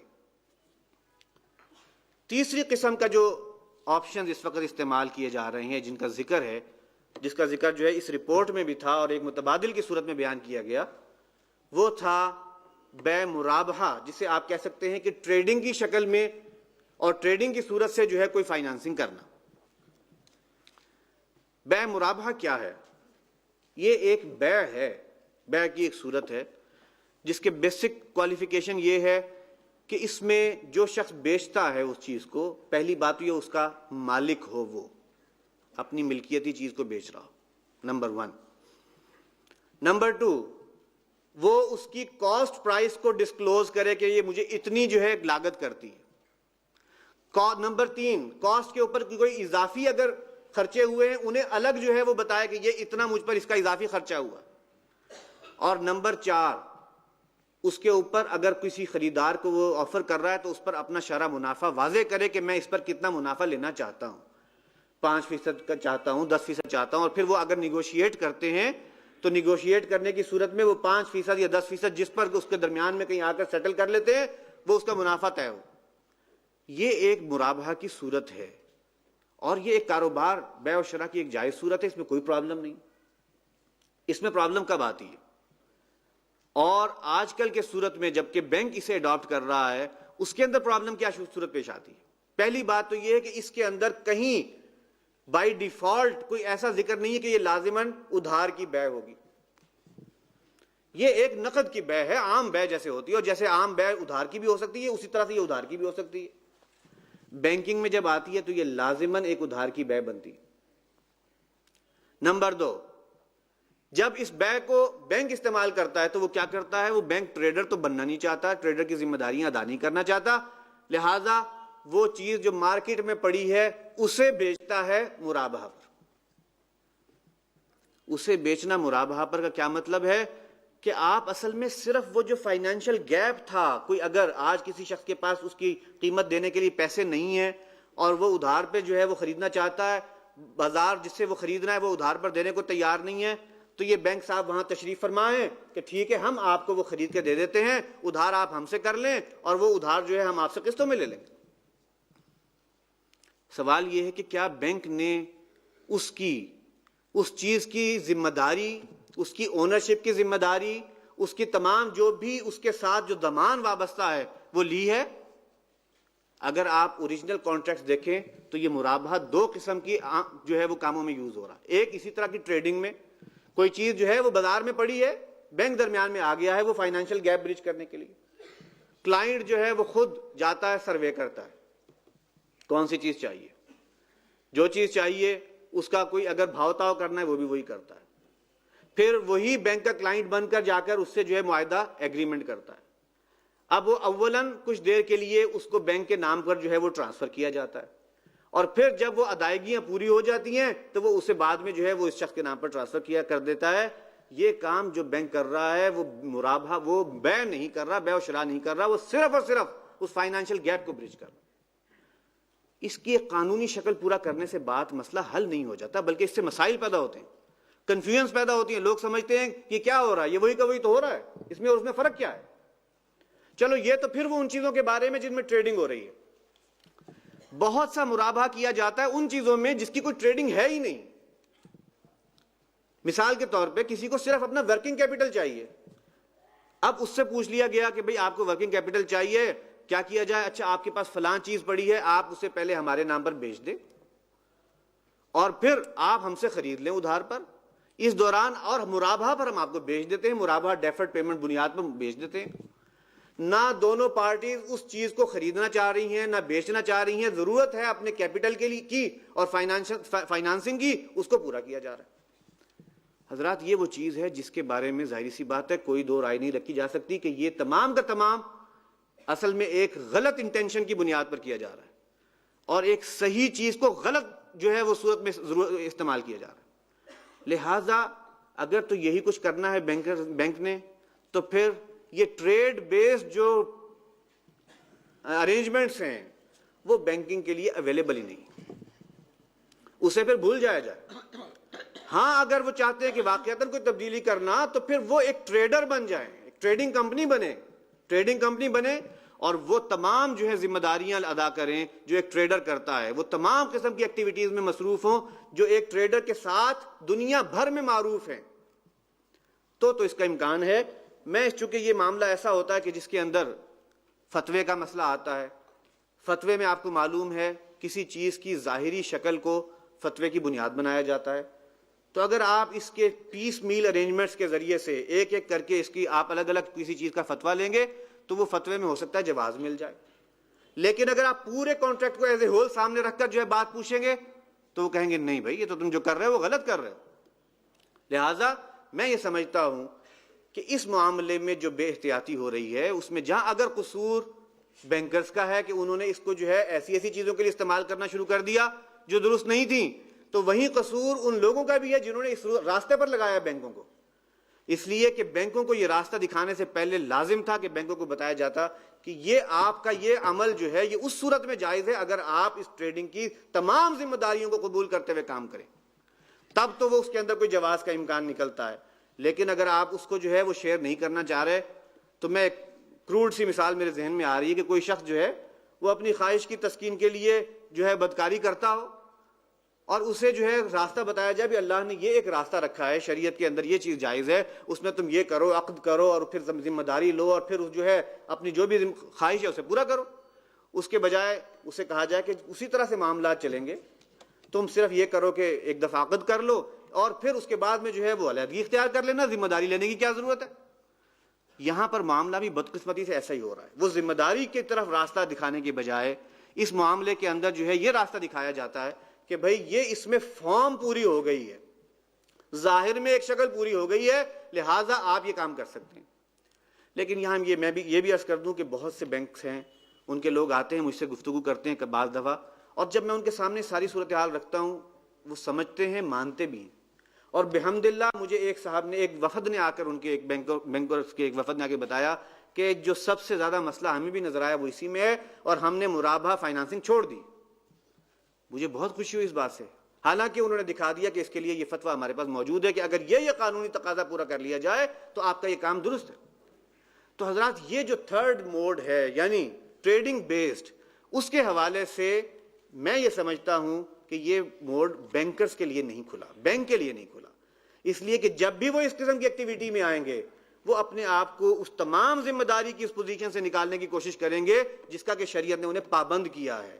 ان الخراج بالضمان، یہ ایک اتنا زبردست اصول ہے کہ اگر آپ اس اصول کو اختیار کر لیں اور کاروبار کریں تو کاروبار میں منافع جائز ہے، لیکن اگر اس اصول کو بائی پاس کریں، اور میرے سامنے تو زندہ مثالیں ہیں، بہت سی کمپنیز کے کانٹریکٹس ہیں میرے پاس، انہوں نے کرنا کچھ ہے، کوئی کسی کے لیے جو ہے ایک کمپنی نے دوسری کمپنی کے لیے کنسٹرکشن کرنی ہے، درمیان میں کوئی اسلامک بینک آ جاتا ہے اور وہ اس میں فائنانسنگ دے رہا ہے، وہ کہتے ہیں ہم آپ سے مرابحہ کرتے ہیں، کمپنی والے آ کے مجھ سے پوچھتے ہیں جی کہ وہ ہم نے ان کے لیے کنسٹرکشن کرنی ہے، وہ کہتے ہیں ہم نے مرابحہ کر لیتے ہیں، تو کیا اس میں مرابحہ ہو سکتا ہے؟ میں نے کہا بھئی یہ مرابحہ تو ایک سیل کانٹریکٹ ہے، اس میں کوئی سیل انوالوڈ ہے؟ جی سیل انوالوڈ تو نہیں، تو پھر کیسے مرابحہ ہو سکتا ہے؟ نہیں ہو سکتا، اس لیے کہ وہ تو سیل پرچیز کا ایک کام ہے۔ اب جو انہوں نے کانٹریکٹ دکھایا کہ کس طریقے سے ہو سکتا ہے، واقعہ یہ ہے کہ انسان جو ہے اس کی جزیات کو میں اس وقت بیان نہیں کرنا چاہتا کہ کس طریقے سے آپ جو ہے وہ شریعت کو جو ہے وائلیٹ کرنے کی کوشش کر۔ تو اس حوالے سے میری اس وقت کی یعنی اس بات کا جو ہے وہ کنسیڈرڈ اوپینین ہے کہ یہ آپشن اگر آپ ادھر کھول دیتے ہیں تو پھر اس کے اندر بہت سے فسادات ہیں، اس کا کوئی امکان نہیں ہے کہ وہ بینک جو ہے وہ اپنی ان ایکٹیویٹیز کو اس راستے پر لائے، لہذا اس سے جو ہے بچے۔ تو پرائمریلی جو ان کے سامنے آپشنز اگر ہیں تو وہ یا تو وہ ہیں جس میں پارٹیسپیٹری بنیادوں پر، شراکتی بنیادوں کے اوپر فائنانسنگ ہے، اور یا وہ ہیں جس کے اندر کسی چیز کو اون کر کے اس کی تمام ذمہ داری لے کر اور اجارے کے ذریعے سے اگر کچھ لوگوں کے پیسے کو جو ہے وہ لگا دیا جائے اور اس میں جو منافع آئے وہ بینک اپنے لیے بھی استعمال کر سکتا ہے اور وہ اپنے ڈپازٹرز کے لیے بھی کر سکتا ہے، تو یہ بھی ایک صورت ہے۔ یعنی مرابحہ فائنانسنگ کے حوالے سے میں اس کے اوپر سوچتا رہا کہ اس میں بہت سے اعتراضات وارد کیے جا سکتے ہیں، لیکن کوئی ایسا آتھینٹک اعتراض بھی ہونا چاہیے جس کی سند جو ہے وہ پیچھے ملتی ہو۔ میں نے موطا امام مالک کا بھی اس حوالے سے جو ہے وہ مطالعہ شروع کیا تو میرے سامنے ایک بہت دلچسپ کیس آیا، یہ اسی سے میں آپ کو جو ہے اقتباس پڑھ کے سنا رہا ہوں، یہ اس کی گویا روایت ہے۔ عن مالک انہ بلغہ ان رجلا اراد ان یبتاع طعاما من رجل الى اجل، حضرت مالک سے گویا یہ روایت ہے کہ انہیں یہ خبر ہوئی، انہیں یہ بات پتہ لگی کہ ایک شخص ہے جو کہ ایک دوسرے شخص سے ایک مدت کی اوپر جو ہے کچھ خریدنا چاہتا ہے، کھانے پینے کی اشیاء، یعنی اس کے پاس پیسہ نہیں ہے، وہ ادائیگی بعد میں کرے گا، اور ابھی وہ خریدنا چاہتا ہے تو ادھار پر خریدنا چاہتا ہے۔ فَذَهَبَ بِهِ الرَّجُلُ الَّذِي يُرِيدُ أَن يَبِيعَهُ الطَّعَامَ إِلَى السُّوقِ، تو وہ شخص جو اسے وہ کھانا بیچنا چاہتا تھا، وہ چیز ادھار پر بیچنا چاہ رہا تھا، وہ اسے لے کر بازار کی طرف چلا گیا۔